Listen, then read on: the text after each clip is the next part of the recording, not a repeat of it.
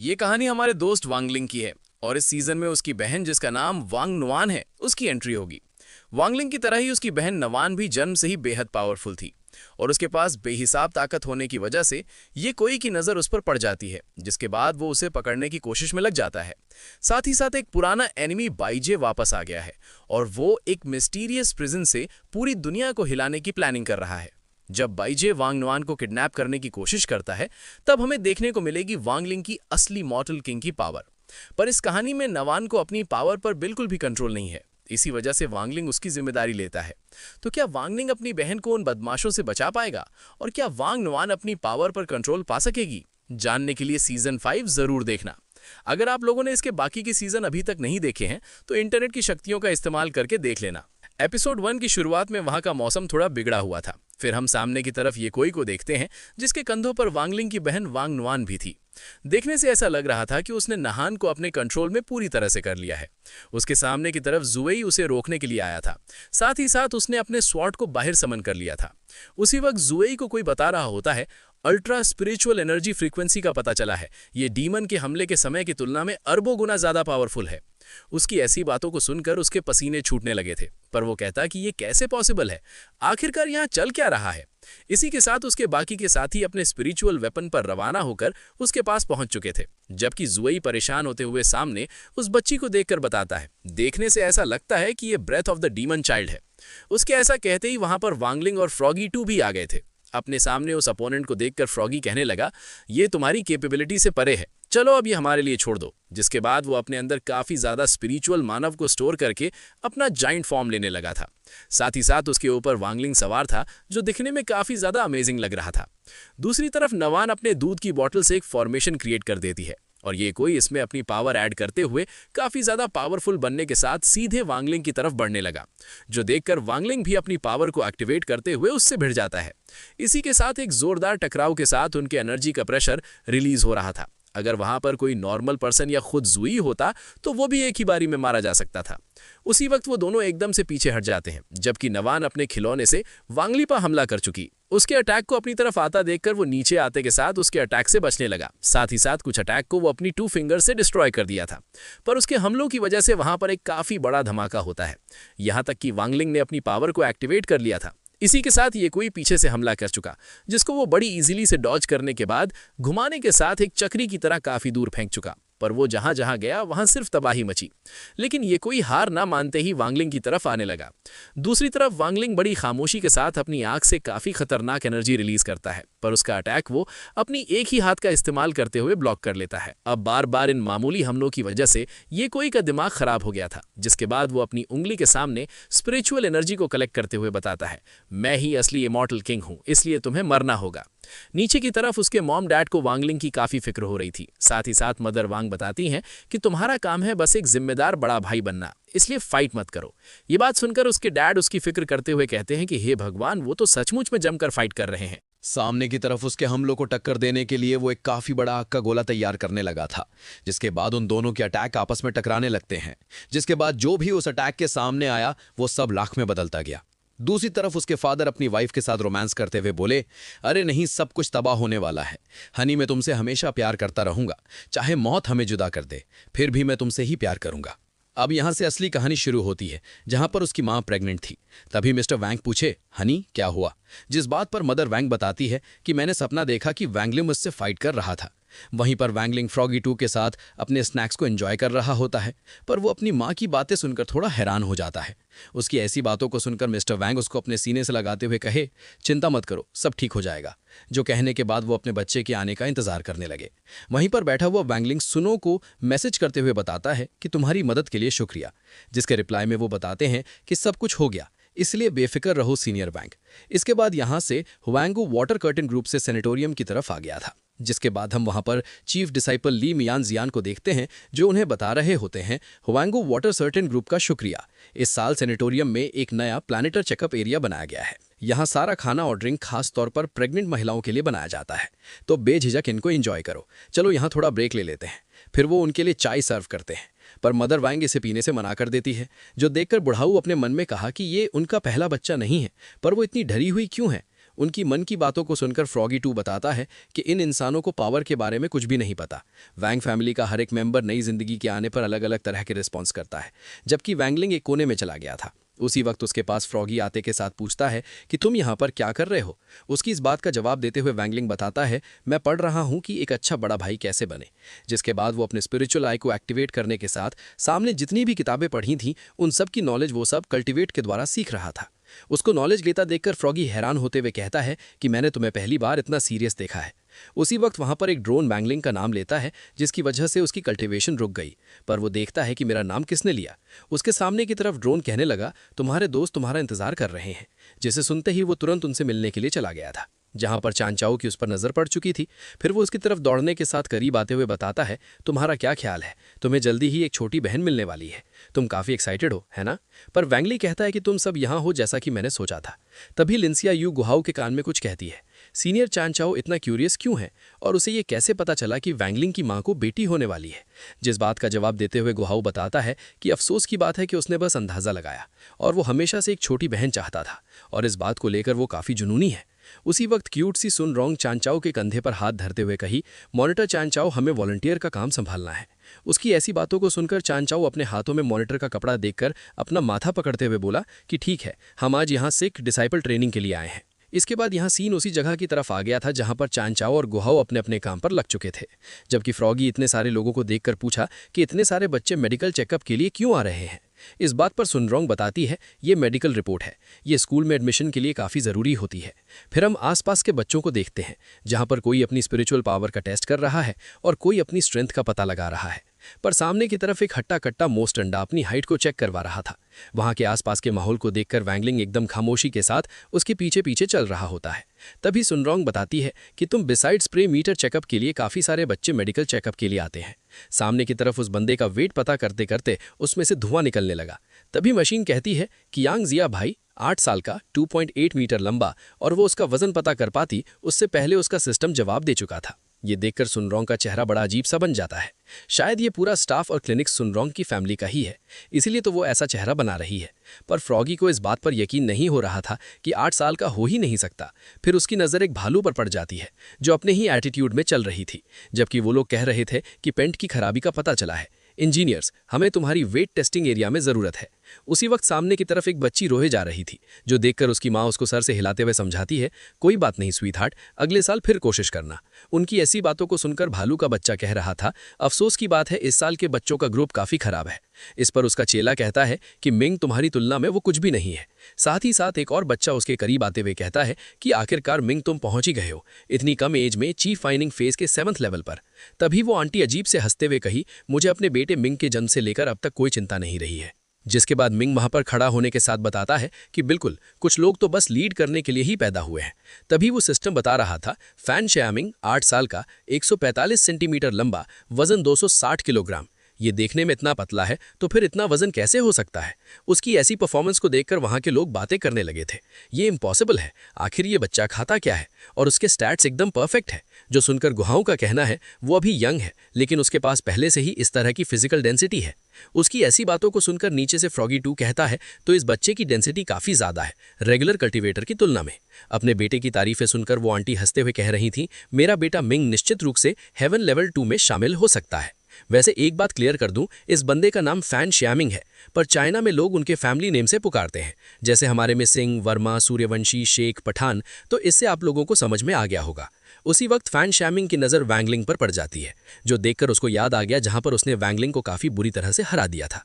फिर क्या, वो उसके पास जाते हुए बोला, अरे ये तो 60th हाई स्कूल का बड़ा भाई है, मेरा फॉर्मर डिफीटेड अपोनेंट। तुम अपनी एज के हिसाब से सिर्फ अर्फ लेवल सैग में शामिल हो पाए। अगर मैं तुम्हारी जगह पे होता तो एक पल के लिए भी सो नहीं पाता। जिसके बाद वो उनके सामने अपना मुंह फेरते हुए जाने लगा, पर चैन चाओ को उस पर काफ़ी गुस्सा आ रहा था। जबकि फ्रॉगी कहता है, इस बच्चे में काफ़ी ज़्यादा टैलेंट हो सकता है, लेकिन वो मुझे पसंद नहीं आया। जिसके बाद मिस्टर वोंग अपनी वाइफ को धीरे धीरे उस तरफ ले जा रहे होते हैं, जो देखकर उनके पास जाते हुए बताता है, मैडम आपको इस पर खड़ा होने की ज़रूरत नहीं है, हम बच्चे की हालत की जाँच कर रहे हैं। जो सुनकर मदर वोंग पूछती है कि तो फिर मुझे क्या करना चाहिए। इसी के साथ चंचाओ उनके पेट पर एक मशीन फिट करते हुए बताता है कि फ्यूचर के सभी चेकअप इस डेटा केबल के द्वारा ही किया जा सकता है। इसको इसमें डालते ही हमें बच्चे की हार्ट रेट का पता चल जाएगा। दूसरी तरफ फैन शमिंग चौड़ में चलते हुए अपने मन में कह रहा था, इन मोटर्स को दिखाओ, कि असली टैलेंट कैसा होता है। जबकि मदर वोंग का चेकअप शुरू हो चुका था, जहां पर लिंच या वायु की जांच कर रही थी, पर स्क्रीन पर अलग अलग तरह की इमेज शो हो रही थी, जैसे दूध की बोतल, छोटी फिश और कई सारे खिलौने, जो देखकर वो एल्डर काफी हैरान होते हुए कहते हैं, ये क्या है? मैंने कभी नहीं सुना। दिल की धड़कन इतनी पावरफुल कैसे हो सकती है? उसकी धड़कनों को सुनकर वो बंदा बताता है कि ध्यान से सुनो, ये किसी गाने जैसा लगता है। दूसरी तरफ फैन स्टमिंग पीछे मुड़कर देखता है तो उसके होश उड़ चुके थे, जबकि वो दोनों नाच रहे होते हैं। तभी गुआ हाओ बताता है कि ये फेमिलियर रिदम है, ये पहली बार है जब मैंने इतनी तेज फिटल हार्ट बीट सुनी हो। साथ ही साथ अब वहां पर सारे के सारे लोग नाचना शुरू कर चुके थे। यहाँ के ऐसे मंजिल को देखकर फैन स्टमिंग काफी ज्यादा भड़कते हुए कहने लगा था, तेरी कि ये तो बस एक अनबॉर्न फिटस है। दूसरी तरफ वोंगलिंग और उसके डैड अपना माथा पकड़ लेते हैं। साथ ही साथ मदद वोंग के भी होश उड़ चुके थे। तभी सुनोंग उनसे कहती है कि मैडम, क्या आप खुश नहीं हैं? आपका बच्चा काफी चंचल है। उसकी ऐसी बातों को सुनकर मदर वोंग खुश होने के बजाय रोते हुए बताती है कि अरे बाप रे, तुम समझती नहीं हो, कभी कभी बहुत ज्यादा एनर्जी का होना ये जरूरी नहीं है कि अच्छी बात हो। पर वहां के सारे लोगों को इसमें मजा आ रहा था, लेकिन फैन स्टैमिंग इससे अभी भी काफी गुस्से में होता है। दूसरी तरफ एक बंदा कहता है कि कैप्टन, ये लड़का इतना बुरा भी नहीं है, जो कहने के बाद वो उसकी तस्वीर लेने लगा। तभी उसका कैप्टन दूरबीन का इस्तेमाल करते हुए मदर वोंग को देखते हुए बताता है, जो इस माँ के गर्भ में है, ये भी काफी अच्छा लग रहा है। पर कितनी शर्म की बात है कि ये अनबॉर्न बच्चा लॉर्ड स्पिरिट एम्परर के लिए यूजफुल नहीं है। चलो पहले इसे रिकॉर्ड कर लेते हैं, ये किसी दिन काम आएगा। वैसे भी हमारा बड़ा प्लान लगभग पूरा हो चुका है, इसलिए सब कुछ हमारी बड़ी प्लानिंग पर निर्भर करता है। नॉर्मल बच्चों की स्पिरिचुअल रूट इतनी काम की नहीं है, पर पहले की तरह ही मैं इसे पकड़ लूंगा। तुम बस बाहर बैकअप तैयार रखो। जो कहने के बाद वो अपने मिशन के लिए निकल चुका, जबकि उसका चेला उसकी बात से पूरी तरह से एग्री था। नीचे की तरफ फैन स्टमिंग का नंबर आ गया था, पर वो उन दोनों को देखकर अपने मन में कहता है, कोई बात नहीं, मैं कभी नहीं हारूंगा। जो कहने के बाद वो अपने स्पिरिचुअल पावर उस वर्ल्ड में डालते हुए कहा, मैं सिटी का हीरो बनूंगा, जैसे इमॉर्टल मास्टर जुओ हुई है।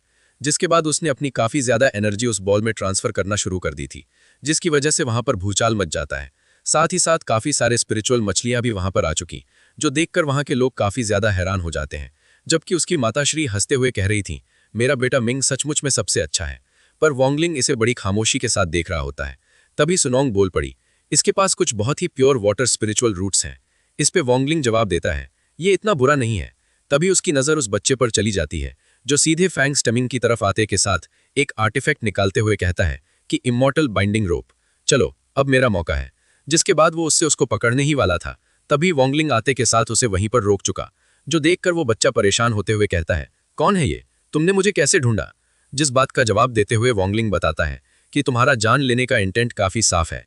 साथ ही साथ उसकी साइड में खड़ी सुनोंग भी कही, सीनियर वोंगलिंग, सर्विलेंस बंद कर दिया गया है। जो सुनते ही वो उसे जमीन के अंदर घुसा चुका, जो देखकर वहां के सारे लोग काफी ज्यादा हैरान हो गए थे।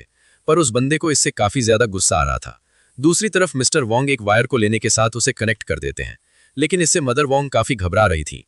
पर उनके ऐसा करते ही बॉल में काफी हाई अमाउंट में स्पिरिचुअल पावर अनलीज होने लगी, यहां तक कि वो आंटी और उसका बच्चा इसे देखकर उनके पैरों तले जमीन खिसक चुकी थी।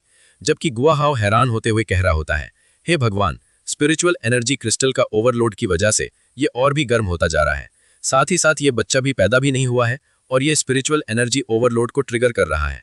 उसकी ऐसी बातों को सुनकर वो दोनों खामोश हो चुके थे, जबकि सुनरोंग खुद को संभालते हुए कहने लगी, सीनियर वोंगली, ये बच्ची कितनी पावरफुल है, अब हम क्या करें?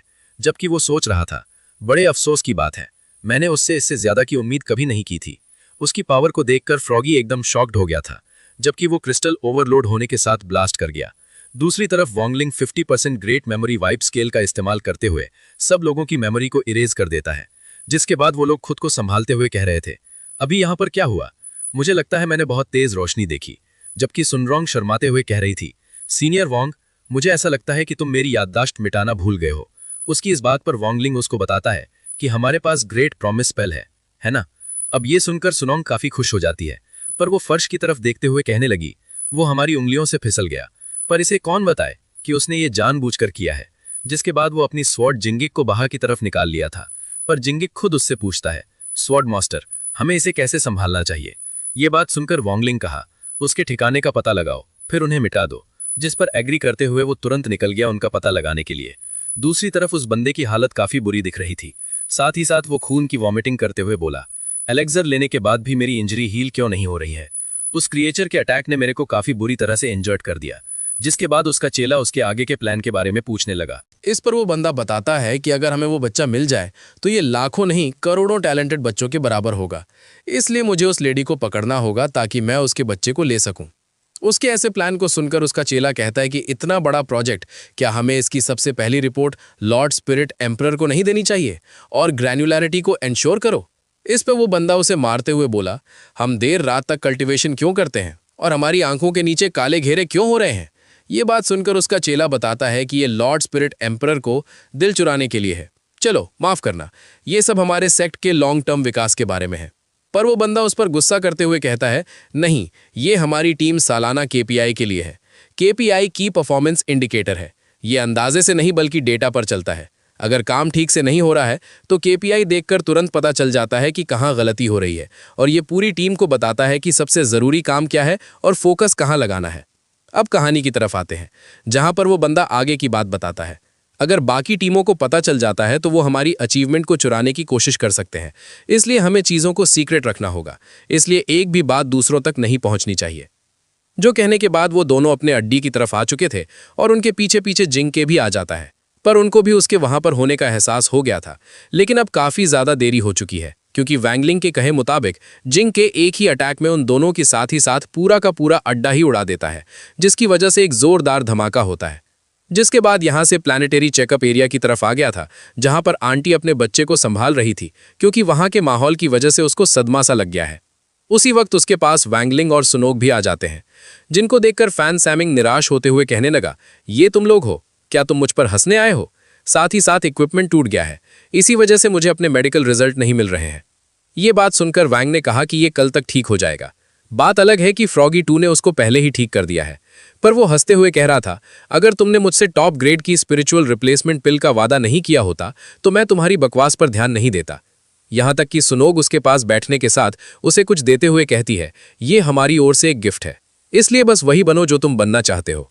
उसकी ऐसी बातों को सुनकर फैन स्टमिंग आंसी बहाते हुए उसे लेने के साथ वहां से भाग चुका। पर वो जाते हुए कह रहा था, तुम्हारी सलाह किसने मांगी? जबकि उसकी मॉम उनका शुक्रिया अदा करते हुए वहां से जाने लगी। पर फैन स्टमिंग बीच में रुकते हुए खुद को संभालने के साथ बताता है, बड़े भाई और बड़ी बहन, मैं अपना सबसे बेस्ट करता रहूंगा। जो सुनकर वो दोनों काफी खुश हो चुके थे, जबकि सुनोक को वो बच्चा काफी क्यूट लगा। इसके बाद यहां से एक अलग ही जगह की तरफ आ गया था, जहां पर एक क्रिएचर उस कैदी से कहता है, कुछ अनएक्सपेक्टेड बदलाव हुआ है, लेकिन प्लान अभी भी सही दिशा में आगे बढ़ रहा है। इस पे तो वो बंदा मुस्कुराने लगा। अब आगे नेक्स्ट एपिसोड की शुरुआत सांगाई मिस्टिक प्रिजन का सीन दिखाते हुए होती है, जहां पर एक एल्डर दूसरे एल्डर को बता रहा था, लॉर्ड स्वॉर्ड सेंट, मैंने सुना है कि उसी पर स्वॉर्ड गॉड के साथ फाइट करने के बाद तुम्हारे पास काफी ज्यादा स्पिरिचुअल एनर्जी आ गई है, इसके लिए तुम्हें बधाई हो। उसकी इस बात पर सेकंड एल्डर बताता है कि बस किस्मत की बात है और कुछ खास नहीं। तभी वो एल्डर कहे, लेकिन तुम ऐसा क्यों कह रहे हो? क्या तुम अभी भी इतने बूढ़े दिखते हो? तो उसकी इस बात पर सेकंड एल्डर हंसते हुए बताते हैं कि तुम एनर्जी कंजर्वेशन के बारे में जानते ही हो। जिसके बाद वो दोनों चलते हुए आगे जाने ही वाले थे, तभी एक जेल में से उन एल्डर पर कोई खतरनाक अटैक चल देता है। पर वो दोनों ये जानते हुए भी बेफिक्र होकर आगे बढ़ रहे थे, क्योंकि उनके पीछे बड़ा सा आयरन गोलम अपनी आंखों से उस पर अटैक कर चुका, जिसकी वजह से वो बंदा जिसने उन पर हमला किया वो काफी बुरी तरह से फंस जाता है। जो देखकर फस्टर बताते हैं, सांगाई फर्स्ट प्रिजन का डिफेंस हर साल और भी स्ट्रांग होता जा रहा है। ये इंप्रेसिव है। जिस बात पर अग्री करते हुए सेकंड एल्डर कह रहे थे, ये डिवाइन ट्रांसफॉर्मेशन एआई गोलकीपर सचमुच में काफी ज्यादा इनक्रेडिबल है। जिसके बाद वो दोनों एक गेट के सामने आ चुके थे, जिसमें एंटर करने के लिए उन्हें एक टोकन की जरूरत होगी। तभी उस प्रिजन के अंदर की तरफ देखते हुए एल्डर कहे, लॉर्ड चैन नॉन सुमन यहां बंद है। जो सुनते ही लॉर्ड चैन उसमें अपना टोकन इंजेक्ट करने के साथ उस गेट को खोल चुके। गेट खुलने के बाद अंदर एक पावरफुल बंदा कहता था, जो देखकर लॉर्ड एन उस बंदे का नाम पुकारते हैं, जिसे सुनते ही नानसान बड़े अजीब से हंसने के बाद अपनी प्यारी सी शक्ल उन्हें दिखाता है। अब इस नज़ारे को देखकर वो एकदम से हैरान होते हुए कह रहे थे, अरे मेरे जूनियर की निगाहें पहले से कहीं ज़्यादा साफ दिख रही हैं। जबकि एल्डर बताते हैं कि लगता है उसके अंदर का इनर डीमन बाहर की तरफ निकल गया है, लेकिन उसकी कल्टीवेशन टेक्निक्स थोड़ी ज़्यादा ही खतरनाक है, इसलिए उसे अभी भी अलग हिरासत में रखना ही सही होगा। ये सुनकर लॉर्ड चैन कहते हैं, नहीं तो उसका इनर डीमन वापस लौट आएगा, है ना? उसकी बात को सही ठहराते हुए एल्डर सामने की तरफ देखने के साथ बोले, आईलाइनर के साथ या उसके बिना ये बिल्कुल दो अलग अलग चेहरों की तरह है। उसकी ऐसी हरकतों को देखकर लॉर्ड चैन के पसीने छूटने लगे, पर वो बताते हैं तुमने काफी कुछ झेला है। उनकी ऐसी बातों को सुनकर एल्डर अपने लॉर्ड से कहे कि आपने मेरी काफी ज्यादा तारीफ कर दी, लेकिन ये मेरी जॉब का हिस्सा है। जिस बात पर लॉर्ड सैन बताते हैं कि हमें अपने पावर लेवल के साथ उसे हेवन लेवल सेल में बंद कर देना चाहिए, लेकिन हेवन लेवल सेल में पहले से ही एक खतरनाक बंदा मौजूद है। अगर वो दोनों एक साथ रहे तो जरूर चैन का इनर डीमन फिर से अवेकन हो जाएगा। वैसे भी हमने इसके बदले काफी अच्छी खासी रकम चुकाई है इस आदमी को पकड़ने के लिए।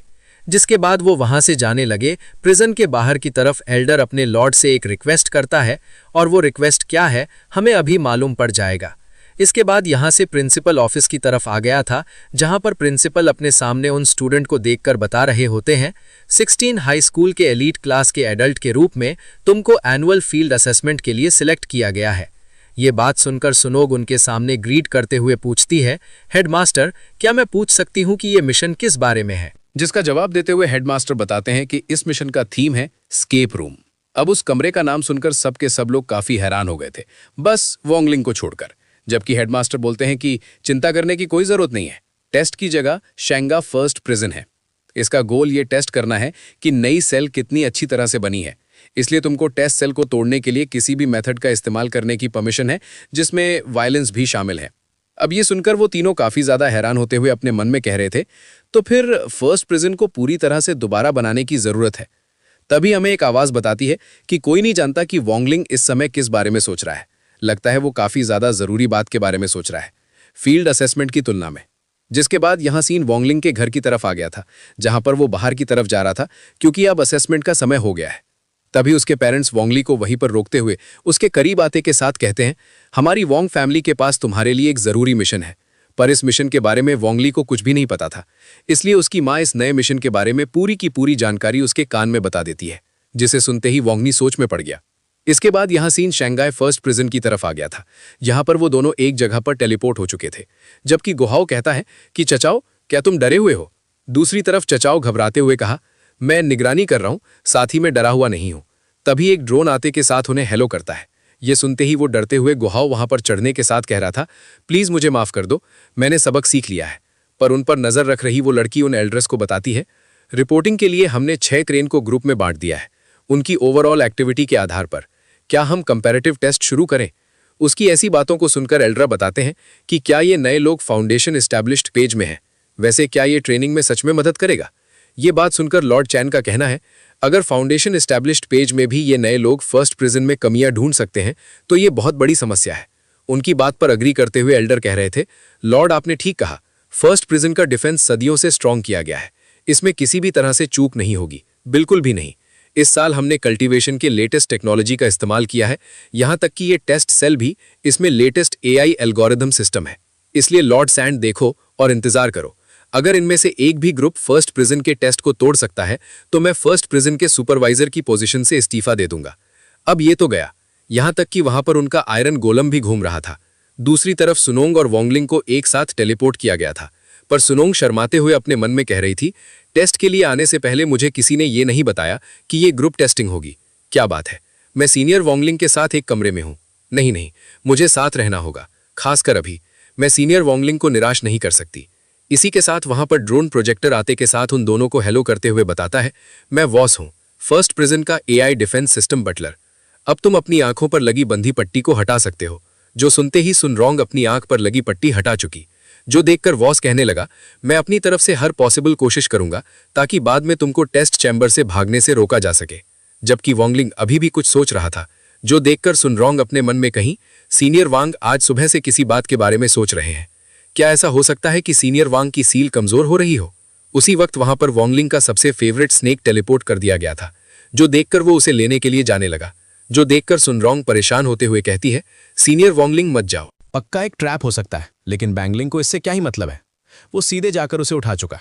तभी एक पिंजरा बैंगलिंग को ट्रैप कर लेता है, जो देखकर वो परेशान होने के साथ OI का इस्तेमाल करके उस पिंजरे को डिस्ट्रॉय करने के बारे में सोचती है, पर उसका स्पेल नाकाम रहा। जो देखकर सुनोंग कह रही थी, मैं अपनी स्पिरिचुअल एनर्जी को कंडेंस नहीं कर पा रही, ये कैसे हो सकता है? पर वैंगलिंग को इन सबसे कोई परवाह नहीं थी। वो बस अपने स्नैक्स को एंजॉय करने लगा। वहां के इस मंजर को देखकर वोस बताता है कि जिस डेड सेल में तुम हो उसमें बहुत कुछ एडवांस सप्रेसेंट टेक्नोलॉजी का इस्तेमाल किया गया है, इसलिए रोकने वाली बेड़ियों की कोई जरूरत नहीं है। साथ ही तुम्हारी स्पिरिचुअल एनर्जी को अभी भी सप्रेस किया जा रहा है। दूसरी तरफ वैंगलिंग अपनी चीज को आधा करके सुनोंग को दे देता है, जिसको लेने के बाद वो अपने मन में कहने लगी, सीनियर बैंगलिंग सोच रहे होंगे कि यहां से समझदारी से कैसे बचा जाए। फिर वो उसे खाने के साथ बताती है, वरना फर्स्ट प्रिजन पूरी तरह से डिस्ट्रॉय हो जाएगा। रुको, ये कुरकुरे नूडल का टुकड़ा उसे सीनियर बांगली ने काट लिया था। दूसरी तरफ वो ये सोचकर खुश हो ही रही थी, तभी अगले सीन में स्याओ फ्रॉगी का इस्तेमाल करते हुए उस गेट पर फायरबॉल की बौछार कर देती है। पर इतने सारे हमलों के बावजूद उस गेट को जरा सा भी फर्क नहीं पड़ा, जो देखकर स्याओ यू बताती है, सेल का दरवाजा रीजनरेटिव मटेरियल से बना है। जबकि फ्रॉगी ठरकियों की तरह हंसते हुए अपने मन में कह रहा था, डीमन की साफ नजरों को देखते हुए लीन और ज्यादा बंधी हुई नहीं रहेगी, लेकिन हमारी डीमन पावर को मिलाने के बाद भी ये काफी नहीं होगा। उसी वक्त स्याओयू फ्रॉगी से सवाल करती है, क्या इससे बेहतर कोई और तरीका नहीं है? इस पे फ्रॉगी बताता है, हाँ मेरे पास एक तरीका है, पर इसके लिए मुझे तुम्हारी जरूरत पड़ेगी। पर स्याओयू को इसके बारे में मालूम नहीं था, लेकिन फ्रॉगी उसके सर की तरफ आते हुए कहता है, बस ऐसे ही खड़ी रहो, बिल्कुल भी हिलना मत। ये कहते ही उसने अपने मुंह में स्पिरिचुअल एनर्जी कंडेंस करना शुरू कर दी, और उसके इस हमले की वजह से वो गेट पूरी तरह से डिस्ट्रॉय हो सकता था। लेकिन उससे पहले स्याओ काफी गुस्से के साथ उसे नीचे पटक देती है। नेक्स्ट सीन में उन दोनों के सामने काफी स्ट्रॉन्ग गेट था, जिसको खोलते खोलते गुआहाओ की बैंड बच चुकी थी। पर चैनचाओ ने अभी तक हार नहीं मानी थी। उसको इतनी कोशिश करता देखकर गुआहाओ उसको बता रहा था, नहीं चैनचाओ, हमारी स्पिरिचुअल एनर्जी रिस्ट्रिक्टेड हो रही है। ये बात सुनकर चैनचाओ खुद को तैयार करते हुए कहा, हमारे पास कोई स्पिरिचुअल एनर्जी नहीं है, इसलिए तो हम कुछ बना लेंगे। जो कहने के बाद वो अपने आसपास की फायर को कलेक्ट करते हुए उसके अंदर लिपट जाता है। अब ये देखकर गुआहाओ हैरान होने के साथ कहता है कि मैं देख सकता हूं कि उसको बनाने के लिए फायर एलिमेंट का इस्तेमाल किया जा रहा है। वो अभी ये सब कह ही रहा था, तभी चैनचाओ अपनी कंडेंस की गई फायर को अपनी फिस्ट में फोकस करने के साथ सीधे उस गेट पर अटैक कर चुका, और उसके हमले से गेट को कुछ खास फर्क नहीं पड़ता, उल्टा चैनचाओ ही पीछे धकेला गया, जिसकी वजह से गुआहाओ भी इसमें शामिल हो गया था। उनकी ऐसी हालत को देखकर वोस बताता है, तुम फाउंडेशन एस्टैब्लिश्ड स्पेस किनो से क्या सोचते हो कि तुम मेरी फर्स्ट प्रिजन स्टोन का डोर जबरदस्ती से तोड़ सकते हो? जबकि गुआ बोला, हमें एक मौका तो देकर देखो। उसकी इस बात पर वो सोचते हुए कहता है, अगर मैं तुमको दे भी दूं तो भी तुम इसे सॉल्व नहीं कर पाओगे। जो कहने के बाद वो अपने प्रोजेक्टर के थ्रू एक मैथ का सवाल उनके सामने पेश कर देता है। अब ये देखकर उसके सर में से धुआं निकलने लगा। साथ ही वो बताता है, हम यहां से बाहर कैसे निकल सकते हैं, और ये सवाल भूल ही जाओ। जो कहते ही वो नीचे गिर पड़ा। इस नज़ारे को देखकर एल्डर बताते हैं कि लगता है कि मैं जीत गया। दूसरी तरफ लॉर्ड जाने से काफी निराश थे। उसी वक्त उनका डेंजर सिग्नल बजने लगा, जो सुनकर एल्डर परेशान होते हुए कहते हैं, पता लगाओ आखिरकार यहां चल क्या रहा है। नेक्स्ट सीन में हम नानसुआन को देखते हैं। तभी वहां पर सिस्टम बताने लगा, वार्निंग, अर्थ लेवल सेल में प्रिजन ब्रेक हो गया है। जबकि नानसुमान हंसते हुए कह रहा था, आखिरकार मुझे आजाद होने का मौका मिल ही गया। दूसरी तरफ वो सुनकर वार्निंग देने लगा था। साथ ही वो कहा, अर्थ लेवल सेल में प्रिजन ब्रेक हो गया है। उसकी ऐसी बातों को सुनकर सुनरोंग उसे बता देती है कि यहाँ कुछ गड़बड़ है। ये बात सुनकर वोंगलिंग एक ही बारी में उस पिंजरे को वहीं पर पहुंचा देता है जहां से वो आया था। अब ये देखकर वो उसके होश उड़ गए थे। उसको ये समझ में नहीं आ रहा था कि ये कैसे हो सकता है। दूसरी तरफ वोंगलिंग सीधे गेट की तरफ चला गया, और ये वही गेट है जिसको खोलने में चैनचा और फ्रॉगी 2 के पसीने छूट चुके थे। जबकि वहीं की स्क्रीन पर सेम टू सेम मैथ का सवाल था। उस सवाल को देखकर सुनो का कहना है, ये सवाल सचमुच में काफी मुश्किल है, लेकिन मैं इसे सॉल्व कर सकती हूँ। सीनियर वोंग, मुझे बस 10 मिनट दीजिए। पर वोंगलिंग को वो सवाल बिल्कुल भी समझ में नहीं आया, इसलिए वो अपनी एक ही उंगली का इस्तेमाल करते हुए दरवाजे को अपने रास्ते से ही हटा देता है। अपने सामने इस नज़ारे की उम्मीद सुनोंग ने पहले से ही की थी, पर वो बॉस की तरफ देखते हुए कहती है, सीनियर वोंग, एआई अभी भी रिकॉर्डिंग कर रहा है। पर वोंगलिंग की पावर को देखकर एआई खुद टकराने लगा था। जबकि वोंगलिंग उस पर अपनी उंगली करते हुए कहता है, चलो फिर इसे मिटा देते हैं। जो देखकर वो उसकी पढ़कर 4 हो चुकी थी। जबकि सुनोंग परेशान होते हुए वोंगलिंग को वहीं पर रोकने के साथ बताती है, सीनियर वोंग, ये सिस्टम काफी महंगा है, क्या मैं उससे बात करूं? जिसके लिए वोंगलिंग भी तैयार हो गया था। इसी के साथ वो वोंगलिंग की तरफ जाते हुए बड़े प्यार से कहती है, प्लीज मिस्टर एआई, क्या तुम ऐसा दिखावा कर सकती हो कि तुमने कुछ देखा ही नहीं? उसकी ऐसी बातों को सुनकर एआई अपना मुंह बनाते हुए कहा, मेमोरी स्टोरेज और सर्विलेंस फाइलों का फॉर्मेट करने में भी एआई अभी तक इंसानों की जगह नहीं ले सकते। जिसके बाद वॉन्गलिंग गेट में एंटर करते हुए एक जगह पर आ गया था, पर उसके हमले का इफेक्ट अभी भी चारों तरफ था। उसी वक्त उसके पीछे वही गोलम आ जाता है, पर उसमें कुछ खराबी आ चुकी है। साथ ही साथ वो अजीब तरीके से बताता है कि सिस्टम ने अचानक फॉर्मेट का पता लगाया। एरर, जजमेंट आई एक्टिवेट हो रही है। सिस्टम स्कैन कर रहा है। स्पिरिचुअल एनर्जी वैल्यू 5 वाला अकेला लड़का। वीकनेस, तुम भुलक्कड़ हो, तुम कमजोरी से भरे हुए हो, तुम अक्सर देर रात तक अकेलापन फील करते हो, तुम दोस्त बनाने के लिए स्ट्रगल करते हो, और तुम शेयर करने के लिए काफी दबाव में हो, और आखिर में तुम रात दर रात खुद को ही खा जाते हो। इतना नाजुक इंसान एक हीट में नीचे गिर जाएगा। उसकी ऐसी बातों को सुनकर वॉन्गलिंग को कुछ भी समझ में नहीं आया, पर वो फिर भी उसकी बातें सुन रहा था। लेकिन जॉइंट अब बात करने के मूड में नहीं था। वो सीधे वॉन्गलिंग पर एक जोरदार घूसा मार चुका है, जो देखकर सुनोंग परेशान होते हुए कहती है, सीनियर वॉन्गलिंग संभल कर। और अब काफी ज्यादा देरी हो चुकी है, क्योंकि जॉइंट ने वॉन्गलिंग के टकले पर एक जोरदार घूसा मार दिया, जिसकी वजह से उसका सर स्प्रिंग की तरह ले रहा था। लेकिन इससे उसको ज्यादा फर्क नहीं पड़ा। अब ये देखकर जॉइंट वॉन्गलिंग को दाएं बाएं अच्छे से देखने के बाद कहने लगा, वार्निंग, डेंजर, मेरा एनालिस्ट फील हो गया। ये कैसे हो सकता है? ये नामुमकिन है। उसके ऐसा कहते ही उसके सिस्टम में खराबी आने लगी। तभी गूहू हाउस सामने की तरफ आते हुए कह रहा था, वॉन्गलिंग, तुम कहां पर हो? ये बॉस पूरी तरह से एक एआई डमी है। तभी उसके पीठ पर सवार चैनचा बोला, वॉन्गलिंग, डरो मत, मैं तुम्हें बचाने आ रहा हूं। दूसरी तरफ जॉइंट गलत एनालिस्ट की वजह से उसमें धीरे धीरे खराबी आना शुरू हो चुकी थी। वॉन्गलिंग भी बस उसे ही देख रहा होता है, जो देखकर सुनोंग अपने मन में बताते हैं कि ओ नो, मुझे ऐसा लग रहा है कि सीनियर वॉन्ग आज अपने पुराने फॉर्म में नहीं है। वो ऐसा इसलिए है क्योंकि उसके मॉम एंड डैड ने एक मिशन दिया है।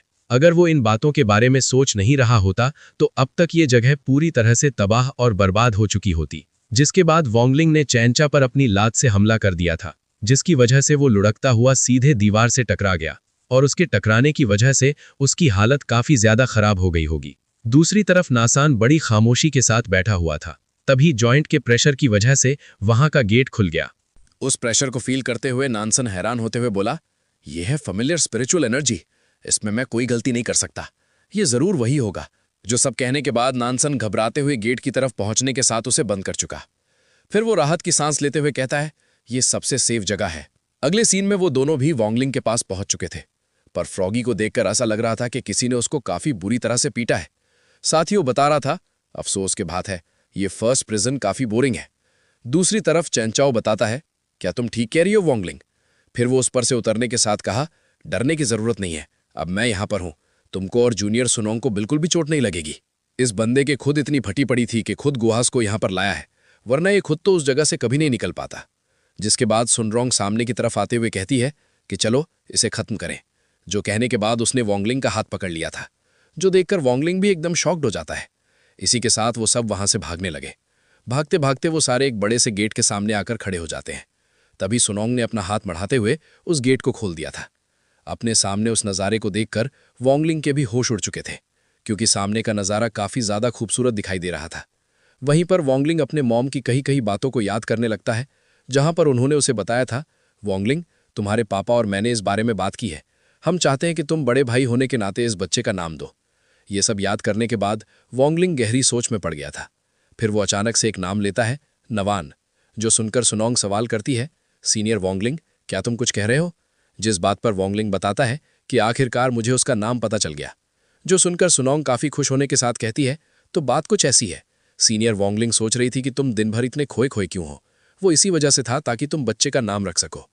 इसके बाद यहाँ सीन वॉन्गलिंग के मॉम और डैड की तरफ आ गया था, जहाँ पर मिस्टर वॉन्ग अपनी वाइफ का पेट चला रहे थे, जबकि वॉन्गलिंग कहता है, वॉन्ग नवान, तुम्हारा इस दुनिया में स्वागत है।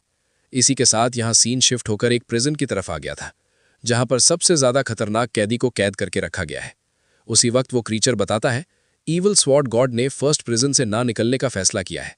जो सुनकर वो बंदा बताता है कि मैंने उसे एक मौका दिया था, लेकिन उसने इसको नहीं लिया। कितने अफसोस की बात है। किसे पता था कि कल्टीवेशन की दुनिया में ऐसा जबरदस्त मास्टर भी है। क्या तुम्हें सोरा के मास्टर का पता लगा सकते हो? उसकी ऐसी बातों को सुनकर ईवल आई बताता है, सारे ट्रेसेस मिटा दिए गए हैं, लेकिन हो सकता है कि वो सिस्टी हाई से जुड़ा हो। जो इस बात का जवाब देते हुए वो बंदा बताता है, मैसेज पास करो। इस पे वो ईवल आई कह रहा था, नाइट सर्कल पर गॉट इट, मुझे तुम्हारे साथ काम करने में काफी मजा आता है। जो कहने के बाद वो वहां से चला गया था। हमें एक मिस्टीरियस जगह दिखाते हुए होती है। वहीं पर कुछ लोडिंग हो रहा होता है, पर वो अचानक से माइनस में जाने लगा। तभी पागल सन के गुस्सा करते हुए कहता है, मैंने इतने सालों में जो भी 5 एलिमेंट स्पिरिचुअल एनर्जी कलेक्ट की थी वो पूरी तरह से बर्बाद हो गई है। उसी वक्त वहां पर उसका चेला आते के साथ बताता है कि लॉर्ड स्पिरिट एम्परर, मुझे लगता है कि इसका कनेक्शन साउदर्न ब्रांच केव के डिस्ट्रॉय होने की वजह से है। ये बात सुनकर लॉर्ड स्पिरिट एम्परर काफी ज्यादा भड़कते हुए बोला, तो मुझे इसके बारे में अभी क्यों पता चल रहा है?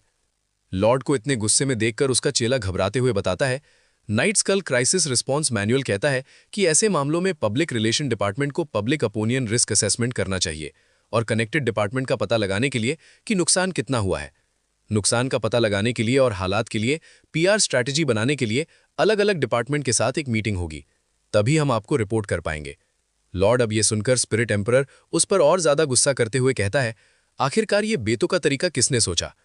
उसके इस बात का जवाब देते हुए चेला बताता है कि मेरे मालिक, क्या आपको ये याद नहीं है कि पिछले साल आपने ये कास्टिंग एफिशिएंसी प्रोग्राम शुरू किया था? इसलिए अपने चेले की ऐसी बातों को सुनकर स्पिरिट एम्परर उसे कल काम पर आने से मना कर देता है। जो सुनते ही उसे गहरा सदमा लग चुका था। फिर वो एक मूर्ति बनने के साथ चकनाचूर हो चुका।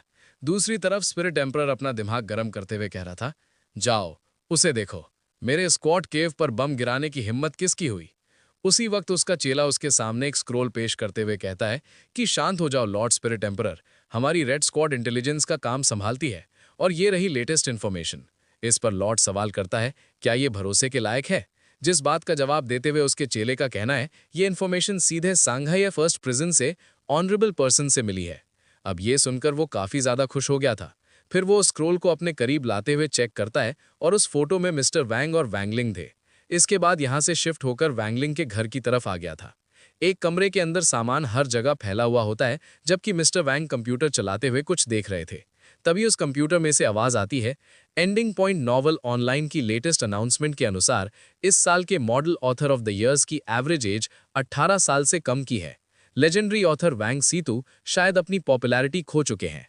ये सब जानने के बाद मिस्टर वैंग काफी निराश होते हुए कहे कि मुझे अब कोई इंस्पिरेशन नहीं मिल रही। उसी वक्त उनके फोन में वॉइस मैसेज आता है और ये मैसेज एक का नहीं बल्कि कई लोगों ने किया था, जिसमें वो बता रहे होते हैं, हेलो वैंग, तुम्हारी आखिरी अपडेट को कितना समय हो गया है और तुम्हारी नई किताब के अनाउंसमेंट के बारे में तुमने कितना काम पूरा कर लिया है? भाई, दूसरी नॉवल दी अनलाइकली लिटिल फेरी के बारे में क्या है? ये कई महीनों से लगातार मंथली वोट चार्ट के टॉप पर रहा है। उनकी ऐसी बातों को सुनकर मिस्टर वैंग काफी ज्यादा परेशान हो चुके थे। दूसरी तरफ वो तीनों भी उन्हें ही देख रहे होते हैं। तभी वो बंदा उन्हें बता रहा था, क्या तुम्हारी इंस्पिरेशन खत्म हो गई है? शायद आपको खुद से पूछना होगा कि क्या आप लगन से लिख रहे हैं, साथ ही क्या तुम्हारी हर एक वर्ड्स पर पेमेंट पड़ती है? तो अब तुम क्या कर रहे हो? लिखना शुरू करो। उन सब की ऐसी बातों को सुनकर मिस्टर वैंग का दिमाग खराब हो गया था, पर वो अपनी वीक उतारते हुए अपने सर को सिलाने लगते हैं ताकि उनकी कुछ टेंशन तो खत्म हो सके। वहीं पर वैंगलिंग के होश उड़ चुके थे। तो उसको ये मालूम नहीं था कि मेरे डैड के टकले पर बाल नहीं है। हैरानगी की वजह से उसका फेवरेट स्नैक्स नीचे गिर गया, जबकि फ्रॉगी हक्का भक्का होने के साथ कहा कि आखिरकार ये गंजा कैसे हो गए। दूसरी तरफ मदर वांग चिंता करते हुए कहती है, अफसोस के अनुमान जल्दी पैदा नहीं होने वाली है। स्पिरिचुअल स्वॉर्ड, बेबी फॉर्मूला, बच्चों का हर तरह का सामान और सीलिंग तालिस्मान, ये चीजें महंगी हो सकती हैं। इस बात को समझते हुए फ्रॉगी का कहना है, तो इसीलिए वो नई किताब लिखने की प्लानिंग बना रहे हैं, है ना? जिस बात पर अग्री करते हुए मदर वांग बोले, लेकिन उनके पास कोई इंस्पिरेशन नहीं है। इन हालातों को थोड़ा मोड़ा समझने के साथ वांगलिंग सीधे अपने डैड के पास पहुंचते हुए कहता है कि पा, क्या मैं इसे संभाल लूं? जिसके बाद वो अपनी पावर को एक्टिवेट करते हुए आसपास की चीजों को उठाने लगा। साथ ही साथ वो अपने डैड को बताता है, पा बस थोड़ा सा और इंतजार करो, बस कुछ ही सेकंड में आपका काम हो जाएगा। अपने बेटे की प्रभा को देखकर मिस्टर वांग उसे यहीं रुकने को कहते हैं, जो सुनने के साथ वांगलिंग ने अपनी पावर को डीएक्टिवेट कर दी, जिसकी वजह से सारा का सारा सामान इधर उधर फैल जाता है। जबकि मिस्टर वांग वांगलिंग को समझाते हैं, मैं इस घर का हेड हूं, इसलिए मुझे ही इसको रिजॉल्व करना होगा। ये सनकी लोग जो हर दिन 20,000 वर्ड्स को अपडेट करते हैं, इसलिए मैं तुमसे जान की बाजी लगाकर लड़ूंगा। जो कहने के बाद वो अपने स्पिरिचुअल एनर्जी गैदर करने के साथ काफी तेजी से काम पर लग जाते हैं। अपने डैड को लगन से काम करता देखकर वांगलिंग उन्हें डिस्टर्ब नहीं करना चाहता था, इसलिए वो उन्हें अकेला छोड़कर वहां से चला जाता है। और ऐसे कई दिन, हफ्ते, यहां तक कि महीने बीत चुके थे। इसकी अगली सुबह हम उन्हें सोता हुआ देख पाते हैं। इसका मतलब उन्होंने इतने सारे दिनों में अपने काम में आनानी नहीं की। और ऐसे ही लोग आगे बढ़ते हैं। इसलिए मैं आप लोगों से कहना चाहता हूं, समय किसी का नहीं है और अब तो काफी तेजी से भाग रहा है। इसी वजह से आपको काम में ढिलाई नहीं बरतनी चाहिए। वैसे भी अगर आपको जिस चीज में मजा आता है, खुशी मिलती है, वही ये काम लगन से होता है। इसलिए ऐसा काम ढूंढो, ये आपके पास है तो उसमें अपनी पूरी जी जान लगा दो। अपनी बात करूं तो आपको लगता होगा कि मैं खुद तो काम ढंग से करता नहीं हूं, दूसरों को क्या ज्ञान दे रहा हूं।